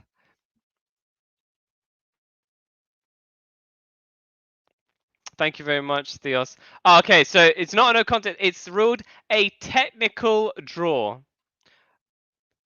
Technical draw.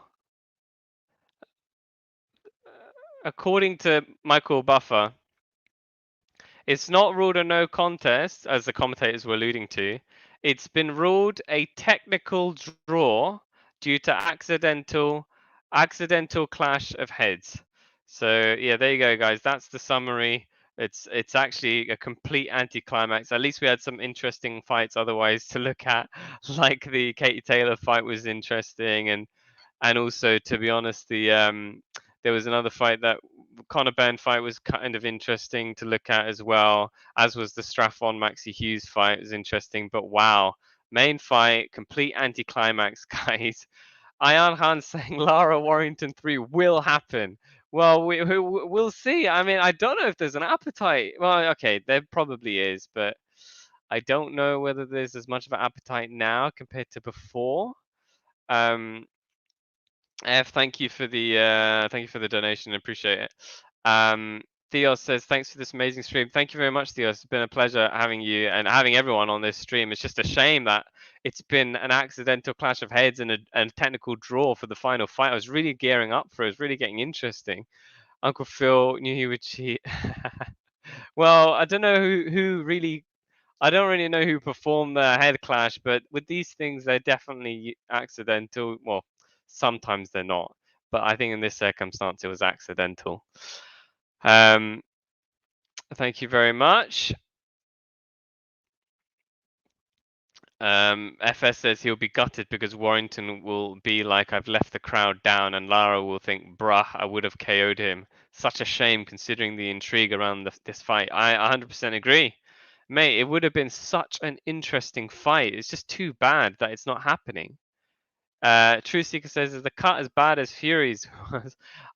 This cut was really bad. I mean, he looked, there was blood streaming down him, which is normal for cuts, but he looked properly bruised. It's like his skin was peeled off or something. I mean, it was a really bad cut, and if the referee calls it off, the referee calls it off. And I'm sure the referee wouldn't want to have called it off because he's a British referee and he knows the pressure of the fact there's a Leeds crowd here and they want to see a proper fight because they paid to see a fight, right? Uncle Phil calling cheats on this. He went in heads first. Maybe he did.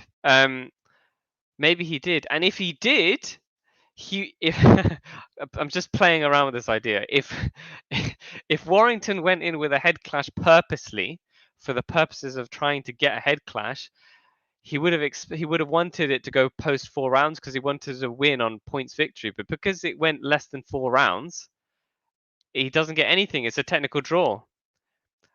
I'm just listening to what Warrington's saying. He's getting interviewed right now. Warrington's saying these things happen with accidental head clashes. He feels like He's saying he feels like he let the crowd down because they want to see a fight. He's saying he feels like Warrington is saying he feels like he edged Lara on the first round. He's probably up a point. Well, obviously he'd say that, wouldn't he? Because he's Warrington. He obviously would back himself. Makes sense. Uncle Phil saying the dude went full English breakfast on him and headbutted him. And yeah, Gusto, it's been ruled a technical draw by virtue of headbutt and the fact that it never went beyond 4 rounds. That was intentional. Melinda, I don't know whether it's intentional or not. We'll have to play it back, and I'm sure the highlights will come out tomorrow, and it'll be shown whether it was intentional. You can make your mind up, but if it was intentional, it was not done with any real proper strategy, because technical draw is not good for Warrington. Oh, he's been asked, do you still want this fight, Warrington? Warrington is saying... Warrington is saying he needs to get this slate cleaned. He wants... It looks like he maybe wants Warrington Lara 3, because he feels that he wanted his slate cleaned. He's saying his manager might want something else, and he says that the crowd might want to see something else. So we'll have to see if there's going to be a 3. I don't know whether there's going to be a rematch clause. I assume not. He's saying to the crowd, sorry, but I'll hopefully have my redemption eventually. So it looks like Warrington is still keen on getting that fight. So it probably wasn't an intentional head clash, to be fair. I don't think it was. I know you're saying Uncle Phil UK again says accidental, so we all believe. You know, if it was intentional, it's a bad call, because he doesn't want a technical draw. He would want to have won on points. It didn't go beyond 4 rounds, so it didn't work for him. Yeah. If he died, it's only going to tarnish his legacy, says Ian Hearn. Lol. Let's Go Champ says Josh Warrington is an effing cheat. This is obviously dividing you all. Okay, as I said, in terms of my views on this fight, 10-10, 10-10 for the first and second round. I didn't have any fighter up. There's a head clash, accidental head clash apparently, and it's therefore ruled a draw. So on my scorecards, it was a draw anyway. So I guess it kind of aligns with my scorecards, but not for the same reasons, I guess. And that's the end of Warrington's interview, guys. So he's just upset. I mean, it's a complete and utter downer for the crowd.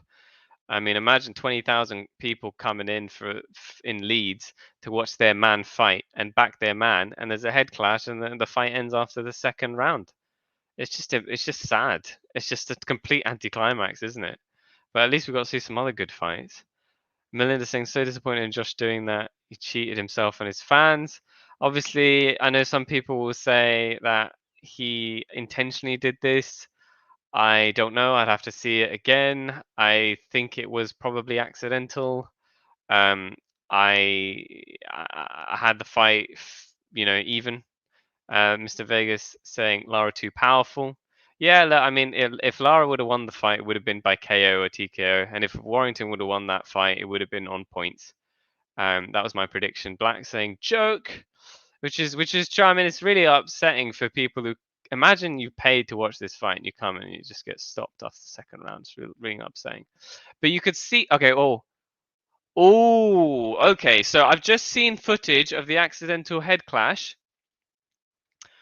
What happened was Lara was coming forward. Warrington was ducking to avoid Lara's hooks.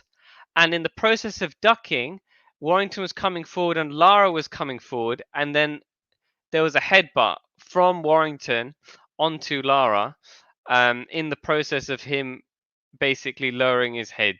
I don't think that was intentional. I think Warrington was trying to avoid Lara's hooks and naturally ducked. And in the process, both fighters just happened to come together at the same time, and it kind of basically knocked Lara upwards with a head clash. And you could see how Lara immediately reacted. He was in a lot of pain. So in a way, I mean, if Lara continued to fight, maybe he wouldn't have been performing his best way. I mean, for those of you who are backing Lara, would you really have wanted Lara to continue after a head clash after the second round? Because I'll tell you this: if you wanted him to continue, one, he's in significant pain. Two, Warrington's going to abuse that cut, and he would have just jab, hooked his way into that cut until Lara would have been in significant pain. He wouldn't have been able to see in one eye. Like, it would have been seriously bad for Lara anyway. And if we went past 4 rounds, it would have been ruled a points victory for Lara anyway. Sorry, for Warrington anyway, because he's got his home team backing him. So for those of you who are backing Lara, I mean, I think personally it's probably better that it went to a technical draw. Otherwise, your man would have gotten robbed on points, probably. I mean, robbed in the sense that you think he would have gotten robbed. I mean, subject to how the fight actually would have progressed. So, you know, I think this is probably better for Lara fans, because if the fight would have gone the distance, you don't want him getting cut and trying to fight on, and then the fight getting stopped because his cut's getting manipulated, and then Warrington winning on points because of the post 4-round rule. Uncle Phil saying no rematch for the cheat. I think there will be a rematch, to be honest. I think Warrington suggested that he wants to have the rematch. We might actually be streaming Warrington Lara 3 then in the future. Look forward to seeing you all again. Hopefully there won't be a head clash. Mr. Vegas saying Warrington was getting his ass whooping. Fair dues. I genuinely had it 10-10, 10-10. I mean, I think it was even. They were both doing some good work. Martin, so Martin's saying they're not supposed to headbutt each other. Yeah, they're not. It's obviously accidental. It happens sometimes when fighters are coming together and they're getting really close. It happens, but that cut was really bad. I mean, it's what's the chances, right? When you have a head clash, usually the cut isn't that bad. It's a super bad cut. Ian Han saying may have backfired. Yeah, if it was intentional, it obviously backfired. Uncle Phil saying he charged at the dude from 5 foot away with his head like a rhino. Watch it back. I did see it. I mean, I did see Lara coming forward with some hooks, and then Warrington ducking, and then in the process, both of them coming together. So even if you do charge with your head, I mean, that doesn't necessarily mean it's accidental. Well, that doesn't necessarily mean it's intentional as well, because as a boxer, you can come forward. You know, these things happen. I mean, I don't think he purposely like headbutt straight into him. I think it just happened. It just happened. SB says let's pie in Kabul. Okay. The Glasgow Kiss. Yeah, exactly. In Leeds. The Glasgow Kiss in Leeds. Uncle Phil, well, what a crap night. Off to drink tequilas. All right, mate. Take care. Conor Benn. Josh beat him, by the way. Can I see the back of your head? Look, I think it was 10-10, 10-10. Ian Han, Tequila Mockingbird. Oh, that's very good, actually. Tequila Mockingbird. I like that. Very good. Let's go, champ. Let's go, champ. Says he was also headbutting in the first fight, if you watch it back. I didn't realize that. I will check. I'll check the first fight and see if he was headbutting him in that as well. But hey, you know, these things happen. Mr. Vegas, Warrington found a way out. I can see it's been very interesting having everyone on, because we've seen so many like contrasting views here, with people saying that Warrington basically cheated and headbutt. We've been saying that the British judges are cheating. We've been seeing comments that say that, you know, there's not going to be a third fight. We've seen comments that say that Warrington was dominating the fight.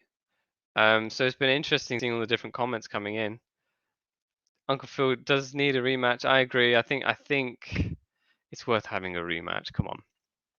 Both these fighters are not, you know, past their prime or anything like that. I mean, they might as well have the rematch again. I'm sure Mauricio Lara will give it and want to have a rematch. I'm sure Warrington will want to have a rematch. So Uncle Phil saying Lara did the right thing. Mr. Vegas, Lara was going to knock Warrington out every time. Yeah, I mean, it would have been interesting to see how the fight would have progressed. Headbutted Dickens to Robert's UK style cheat. Yeah, I mean, head clashes are not ideal. UK style is cheap, man, and promoters and the ring.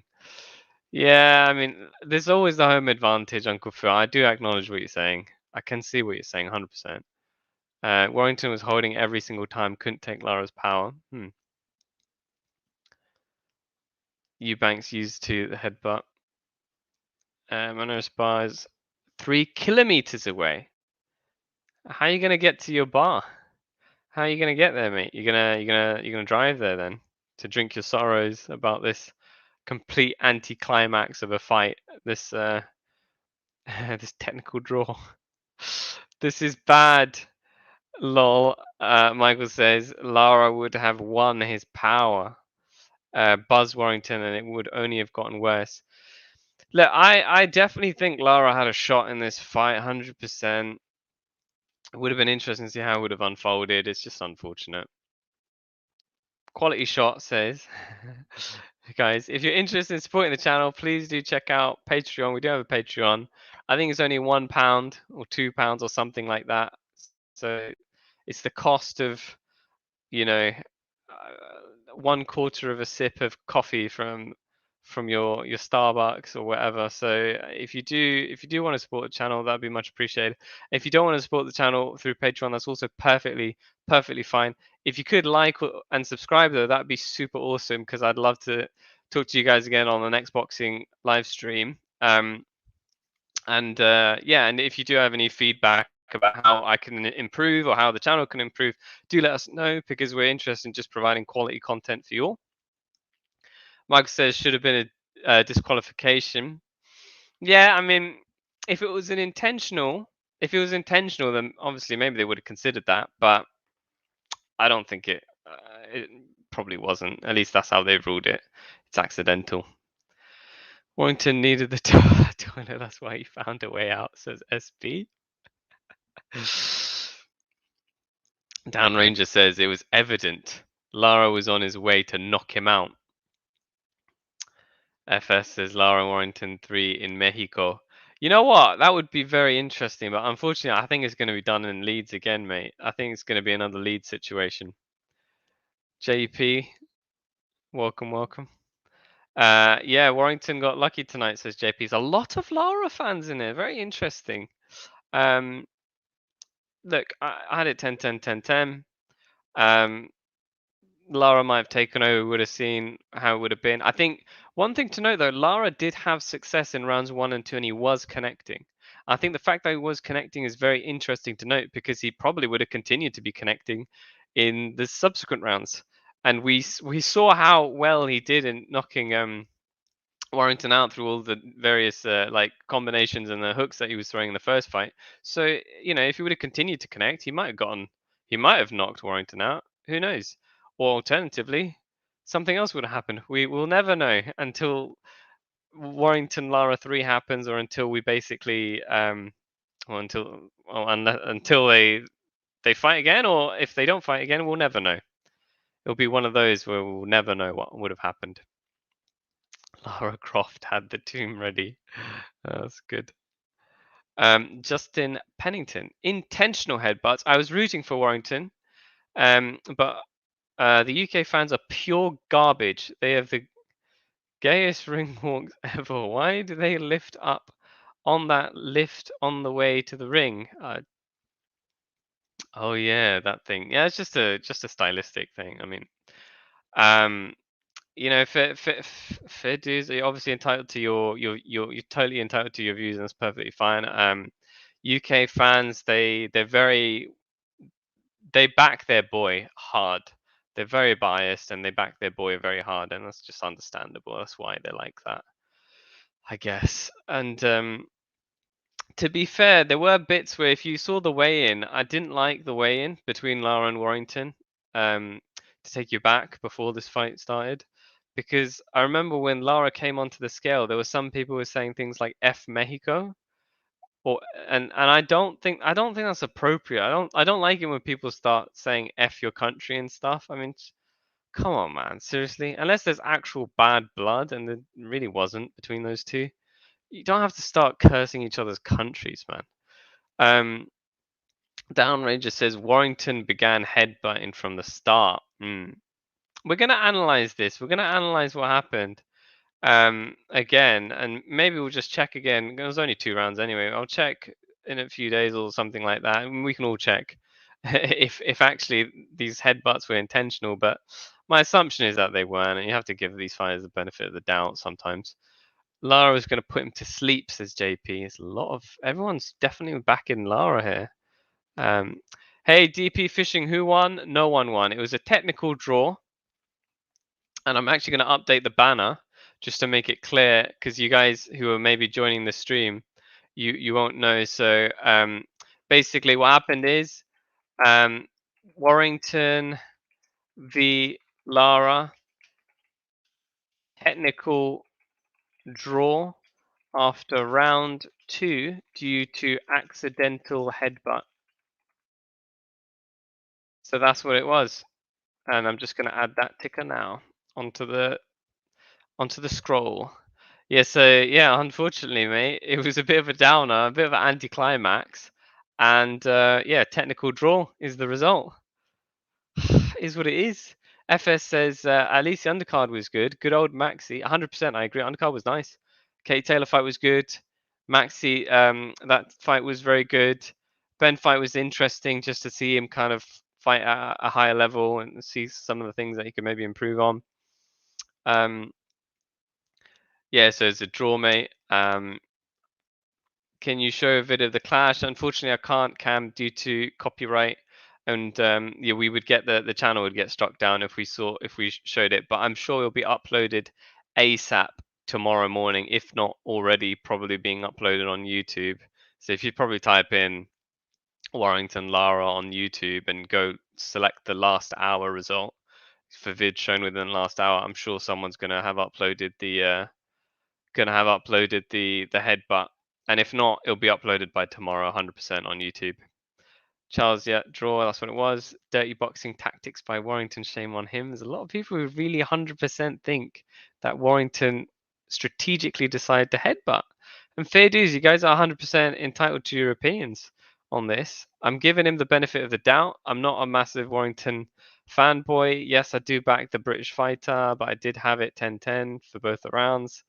And I do think it was accidental, potentially. But I'll check again. Warrington got Deontay Wilder in a nursery fight. Deontay Wilder, I'd love to see a Wilder fight. I'm looking forward to any future Wilder fights, man. Wilder Fury 3, that's what I'm looking forward to. Charles, Mexican boxers, let's give the fans a great fight. UK boxers, when the going gets tough, proceed to dirty tactics. Well, one thing about Mexican fighters that I really respect, and it is a stereotype, and they're not all like this, but Mexican boxers, 100%, they always go in and they always give it, they get stuck in and they go to war and they go toe to toe, and I really respect that about Mexican fighters.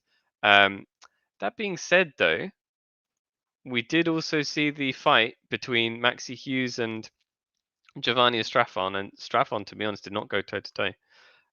So that wasn't really what you typically see from a Mexican or a South American fighter, to be perfectly honest. Michael's saying, might as well postpone Wilder Fury 3 and put the third Lara Warrington fight on the card, and Canelo Golovkin 3 fights that I'm not really interested in. It's like a bad movie franchise. Yeah, these rematches keep happening, and usually you have rematches because the previous one was so interesting. Like, remember Pacquiao, I think he fought Marquez several times. Those were super interesting sagas. Pacquiao had a number of interesting sagas where he rematched different people. But Wilder Fury 3, I'd watch that just for the entertainment. Golovkin Canelo 300%, I'd watch that because I personally, I think those two fights are just very close, and I'm personally, I like Golovkin. I like Canelo as well, but I prefer Golovkin over Canelo just because, I don't know, I just happen to be a Golovkin fan, personal opinion. But yeah, no, it'd be super funny if they did like I don't know, like revenge or repeat.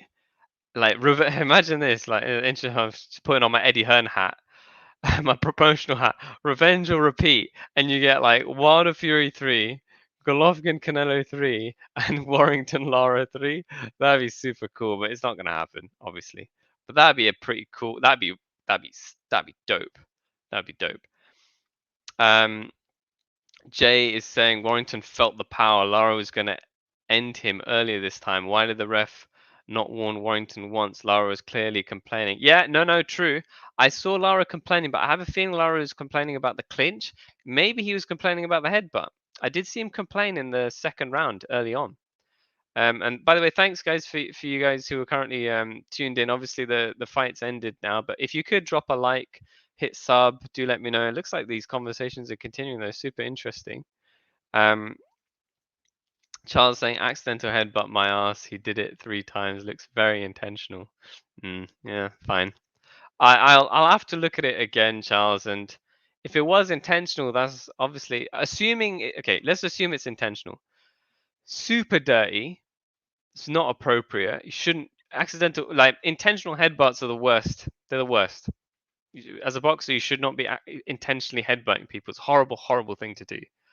Because you should win fair and square properly. But if it was an intentional headbutt, it's completely backfired because he's ended up having to be discharged Lara from continuing to fight before the 4th round. So it's ruled a technical draw, which is worse, 100% worse for Warrington, because he's probably going to have Warrington Lara 3. He hasn't redeemed himself, and he hasn't won on points, which he would have probably done if he had gone past round 4, I assume. Joe Strummer, Lara was going to start a riot after KOing Josh. Yeah, I mean, if Lara knocked Warrington out, that would have been really awkward because there's 20,000 Leeds fans backing Warrington in there. But it was nice to see Lara's composure throughout the fight. He didn't seem intimidated by the crowd or anything like that. And for a guy who's so young still, he's not super young, but he's only 23, Mauricio Lara. It's really good, and he's got a very interesting career ahead of him. And it'll be interesting to see his future fights, to be honest. Hoping that his future fight is going to actually be the 3rd fight with him and Warrington. Frank saying, what happens about the purse if it was a draw? Good question. I think that's probably subject to the contract that they've entered into. But there are purses where you just get paid straight up. You get paid just for having the fight. And then there's other payments depending upon whether you win, lose, or draw, I assume. So I'm sure they're both going to get paid. It hasn't been ruled a no contest. It's just been ruled a technical draw. So I'm sure they're both getting paid. It's just you'd assume that maybe in the contract, obviously this is all kind of legal stuff now, but I assume there's all these different clauses and provisions in the contracts that these boxers sign that account for different scenarios as to whether, if X happens, I assume the purse will be this, and if Y happens, the purse will be that. So, I assume they're both getting some sort of payday though. Because they didn't seem like completely devastated about the fact the fight didn't happen. So I assume they're probably getting some payment anyway. Michael's saying coming soon, Wilder Fury Part 10. Oh god. No, don't worry. I'm sure after Wilder Fury 3, Fury will beat Wilder again, and then they'll never have to do it again. I'm sure. That's my prediction, at least. I'm a big Fury fanboy. And if you know Fizan, who's the head honcho for this YouTube channel, he's a big AJ fanboy. But I assume we're both backing Fury in the Fury Wilder 3 fight anyway, so at least we're on the same wavelength. Michael says Golovkin got robbed. Simple. Yeah, I'm a Golovkin fanboy, and I really like him. I thought Golovkin would have beaten Canelo according to judges' scorecards. Like the first round, for example, was very tight. Could have gone to Canelo. Second, maybe it was more edged in favor of. First fight between Golovkin and Canelo, I think it could have been a Golovkin winning that fight. I think Golovkin would have won that fight. Second fight, I can see why maybe it was edged towards Canelo. And then, to be honest, Canelo, we're talking about judges being in people's pockets and stuff when we're talking about Warrington Lara, but let's be honest, like Canelo is 100% a favorite when he fights in the US, and I think judges are not necessarily in his pocket, but they're definitely more lenient to him. That's the thing about judges, like it makes fights so hard because you remember Canelo Mayweather, like someone scored it a draw. That was not a draw. You could be a Canelo fanboy, for example, and watch Canelo versus Mayweather. No way in hell you would have scored that a draw, because Mayweather definitely won that fight. And I'm not a Mayweather fanboy. Charles says UK fans are also trash. They threw water on Lara on his entrance. Charles, I did not know that, and if they did, that's really bad. I'm not a fan at all of people who disrespect fighters that way. If you throw stuff at people, it's disrespectful. If you curse their country, it's disrespectful. If you boo during their anthems, it's disrespectful. I'm not about that life. And you know, there's always a small section of fans from all different corners of the world who are just like hardcore extreme fans who are just really antisocial, and that things like that are not appropriate. Like if water was thrown on Lara in his entrance during his entrance, that's inappropriate and unacceptable. And if water was thrown on Warrington by Mexican fans, and if they were fighting in Mexico, that would also be unacceptable. You have to call a spade a spade. Like I said during the weigh-in, it was really inappropriate that people were saying "F Mexico" when Lara was getting on the scale. I think that's inappropriate. It's not respectful. Um, Josh's fans, Melinda said Josh's fans are trash. They threw drinks on Lara during his walkout. Yeah, again, it's really sad. That's not appropriate. When people throw drinks on people, it's not appropriate. It's really, really disrespectful. And I think, people should not do that. And, it's just like casual fans and stuff. It's like, yeah, you would throw drinks on them, but if you were in a ring with them one on one, you get your ass absolutely smashed. So it's just people hiding behind, barriers and stuff. It's inappropriate. Same goes for things like football. I don't want to transition to other sports, but like in football, when people throw cups and rubbish at footballers when they're like taking corners or when they're on the sidelines, it's just inappropriate. Like people need to stop doing this stuff. I appreciate that people support different people when they watch boxing and when they watch other sports. 100%, I understand that you have a passion for whoever you support. If you're Mexican, you support Lara, you back in your boy, fine. You might also believe that Warrington intentionally did headbutts. If Warrington was a Mexican, Lara was a British fighter, I don't know whether you'd still have that view. Maybe you would, and maybe you're being 100% honest with me, and I'm not going to judge your views. But my point is, we all want to back our boy, whoever that may be. If you support Liverpool in football, you're going to support Liverpool, and you're going to think that whatever Liverpool does is from is a godsend and a blessing, and whoever they're playing, they're all doing the wrong thing, and they should get a red card or whatever. I'm talking about soccer here. And if you support Warrington, then you're going to think Warrington's a saint and Lara's a devil and all this kind of stuff. If you're like super ultra. But I think it's really inappropriate when people go to the scale of violence, when they throw things or when they swear at people's anthems or boo or things like that. It's completely inappropriate. Pork Smith says, if I bet on Josh, does my bet lose or is it voided, meaning I get my stake back? It depends on who you betted with. I would assume, Pork. I would probably I would check, because if you bet online, it would probably come back to you to explain whether your bet has been right or wrong or whatever. But given that it was a technical draw, and I remember when it was ruled as a technical draw, I was telling everyone, guys, I assume everyone's lost their bets, because if you bet a TKO or a KO victory or a points victory, that's wrong, because it ended up being a technical draw. It wasn't ruled a no contest. So my assumption is that if you betted anything other than a draw or a technical draw, you probably lost your bet, unfortunately. But you tell me. You go check with the bookies and let me know what happens.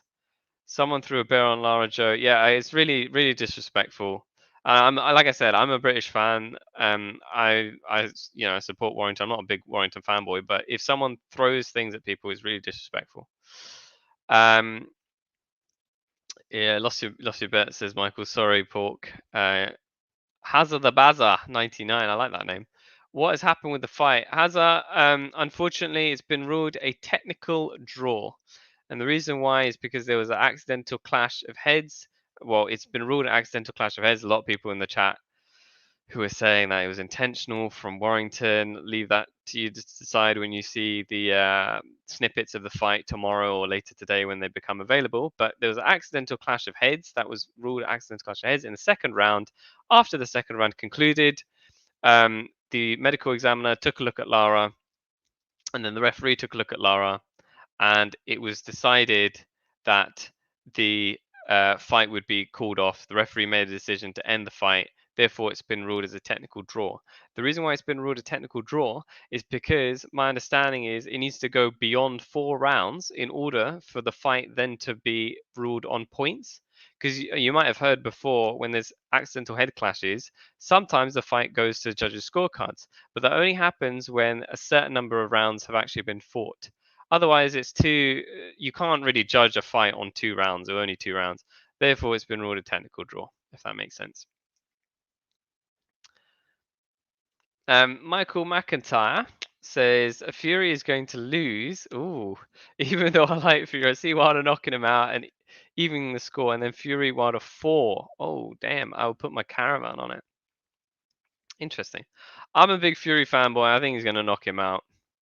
And yeah, and when Wilder was coming out with the excuses like, you know, my armor coming into the ring was too heavy, or he had something in his glove, or there's something in my drink, I just thought, come on, man. And we did a video on that, Fazan and me, and yeah, it was just us kind of slating Wilder, to be honest. Like I like Wilder. He's a good fighter. It's just I think Fury's much better.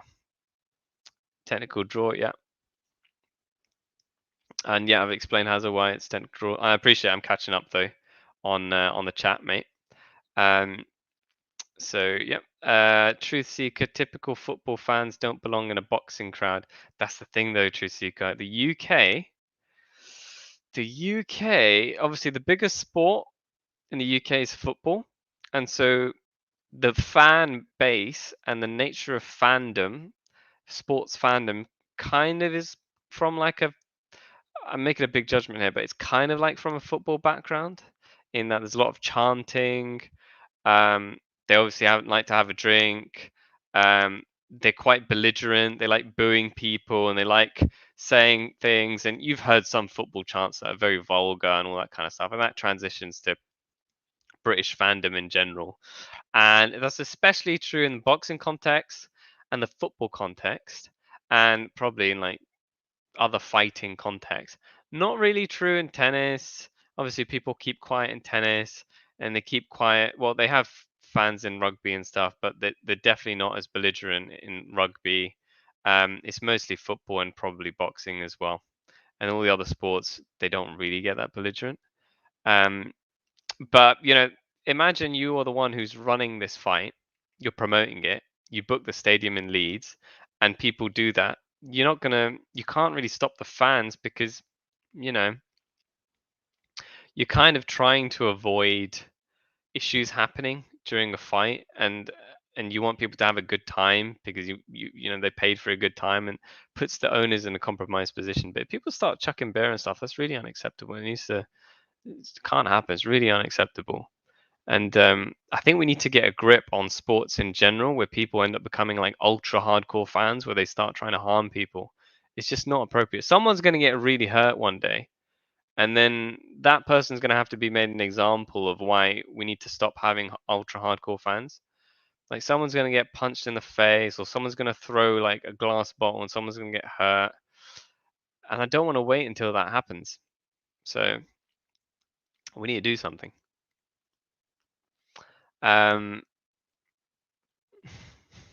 Just running through the comments here. Hazard, I don't have a clip of the headbutt, but I think if you search Warrington Lara, either tonight or tomorrow, 100%, someone will have uploaded it. And it might also be on Twitter, to be fair. And if you like search on YouTube, upload it within the last 24 hours, I'm sure someone's going to have uploaded it. Because when the highlights do get rolled out, by people who are re-uploading the fight, they will 100% show the fact that the headbutt would have happened, because that's the main feature of this this fight, to be honest. So you'll see it there, and then you can make a decision whether you think it's intentional. Mar Joseph asked, do you think the clash of heads was on purpose? My personal view is no. I think that Lara was throwing a left and a right hook. Warrington ducked to avoid it. At the same time, he was moving forward because maybe he wanted to throw something himself. Lara was moving forward because he wanted to continue throwing his combinations. And then the accidental clash of heads happened. I will never really truly know, because the only person who really knows whether it was intentional is Warrington.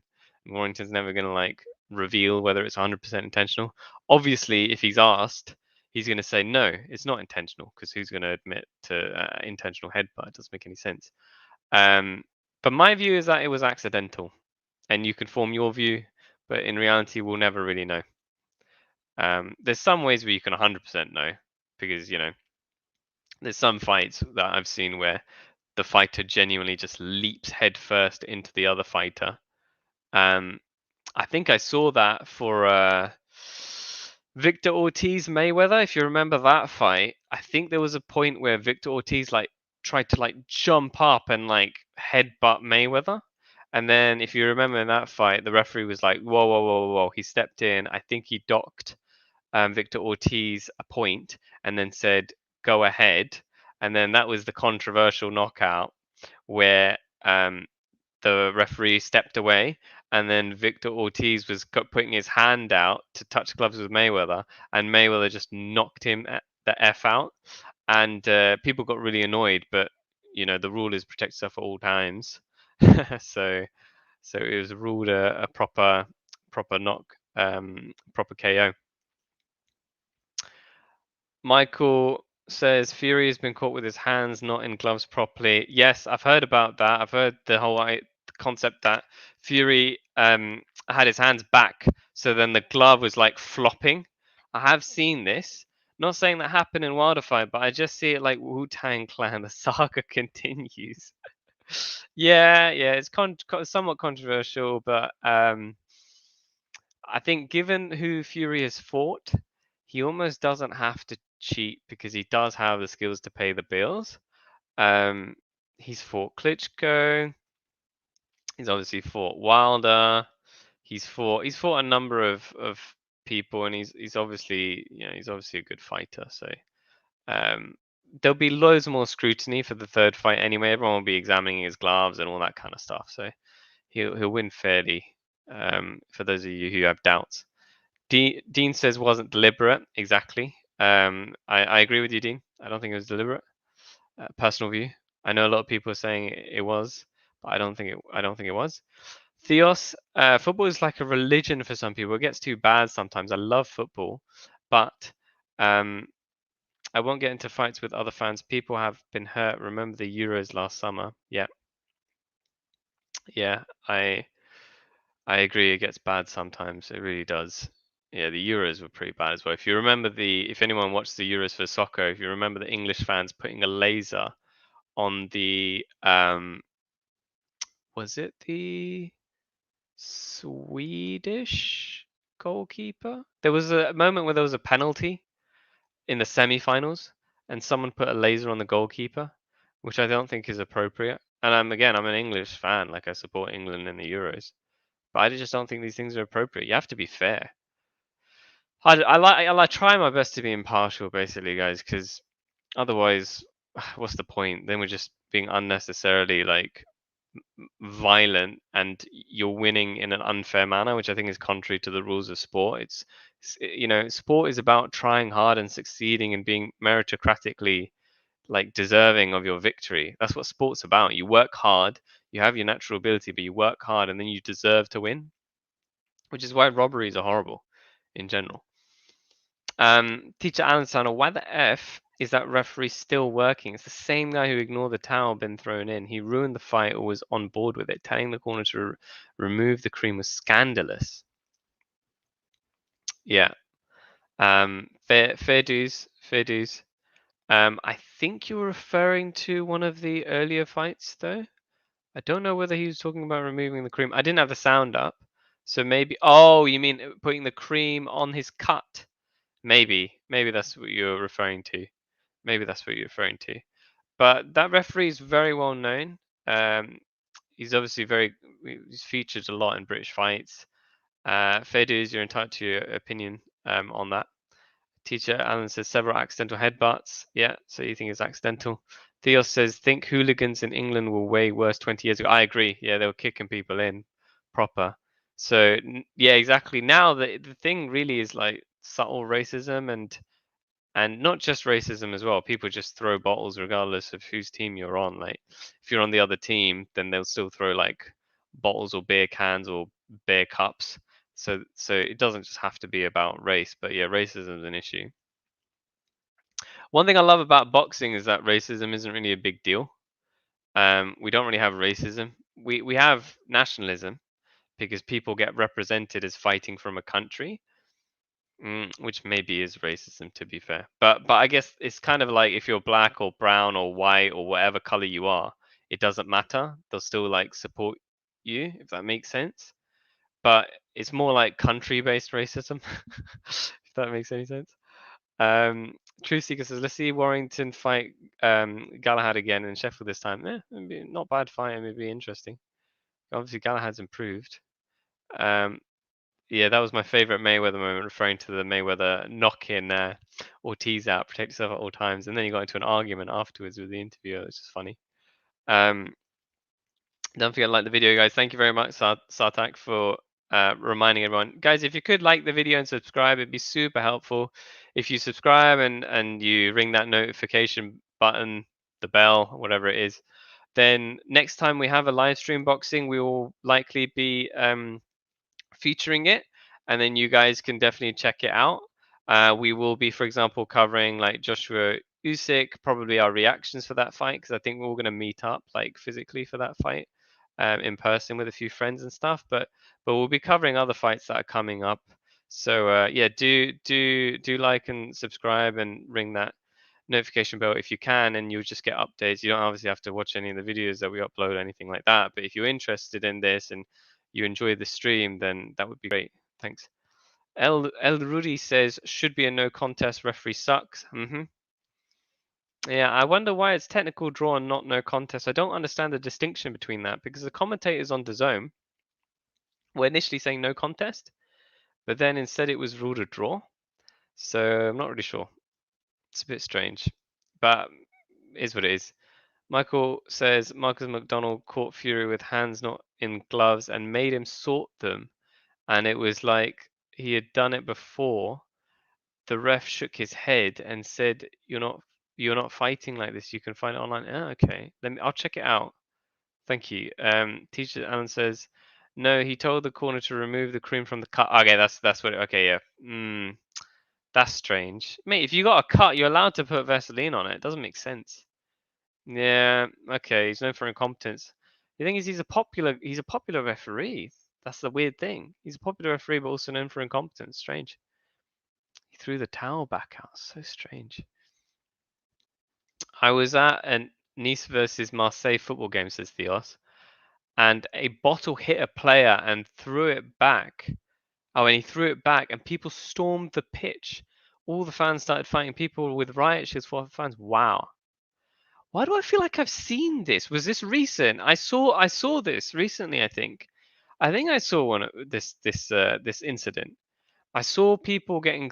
There was like a corner, and then people was throwing things at them, and then one of the guys got really annoyed and threw it back out, and then a bunch of fans ran out and tried to like punch them, and then like a bunch of security guys came back and were like stopping them.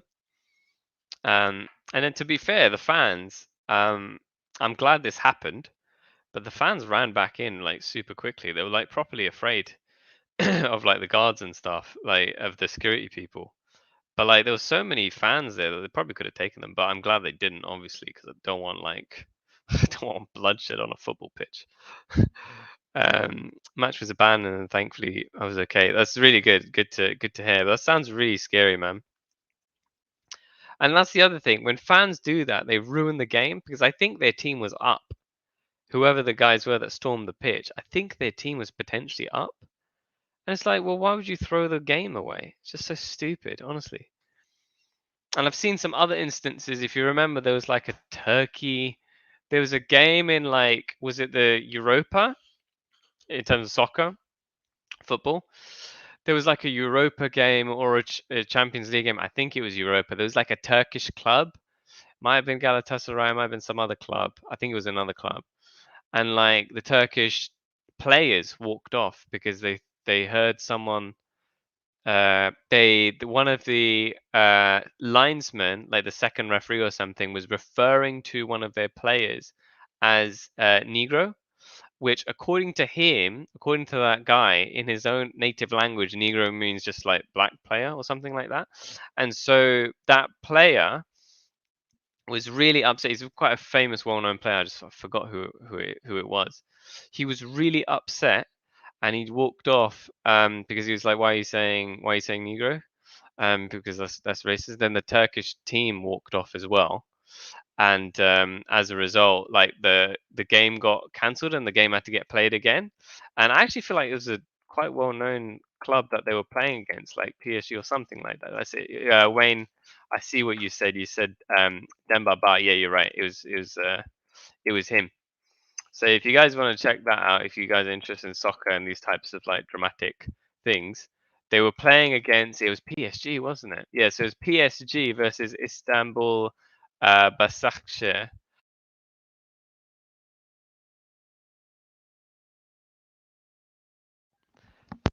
Sorry, my headphone cut out for a second. It was like, yeah, Istanbul Başakşehir versus PSG, and like that was a crazy incident as well. And then they replayed the game, and Istanbul Başakşehir got smashed, I think, by PSG. But what do you expect? I mean, it's PSG, isn't it? They're super crazy good now, especially with all their signings. But yeah, I don't want this to divert too much into football chat. I think we'll be probably ending the stream shortly though,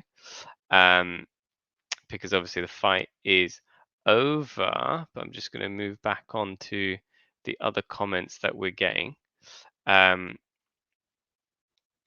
So yeah, it wasn't deliberate. Saw that. Chusik said that. Yeah, and then seen this before. Okay, we could go Dimitri Payet. Okay, and Theo says, "I'm Irish. I was on holiday in Nice. The security was bad. To go in with a bottle with sorry, the security was bad before actual police came. You have to go in with a bottle with caps. Every time the opponent got a corner, everyone would throw something. It was so bad. Yeah, so bad, guys.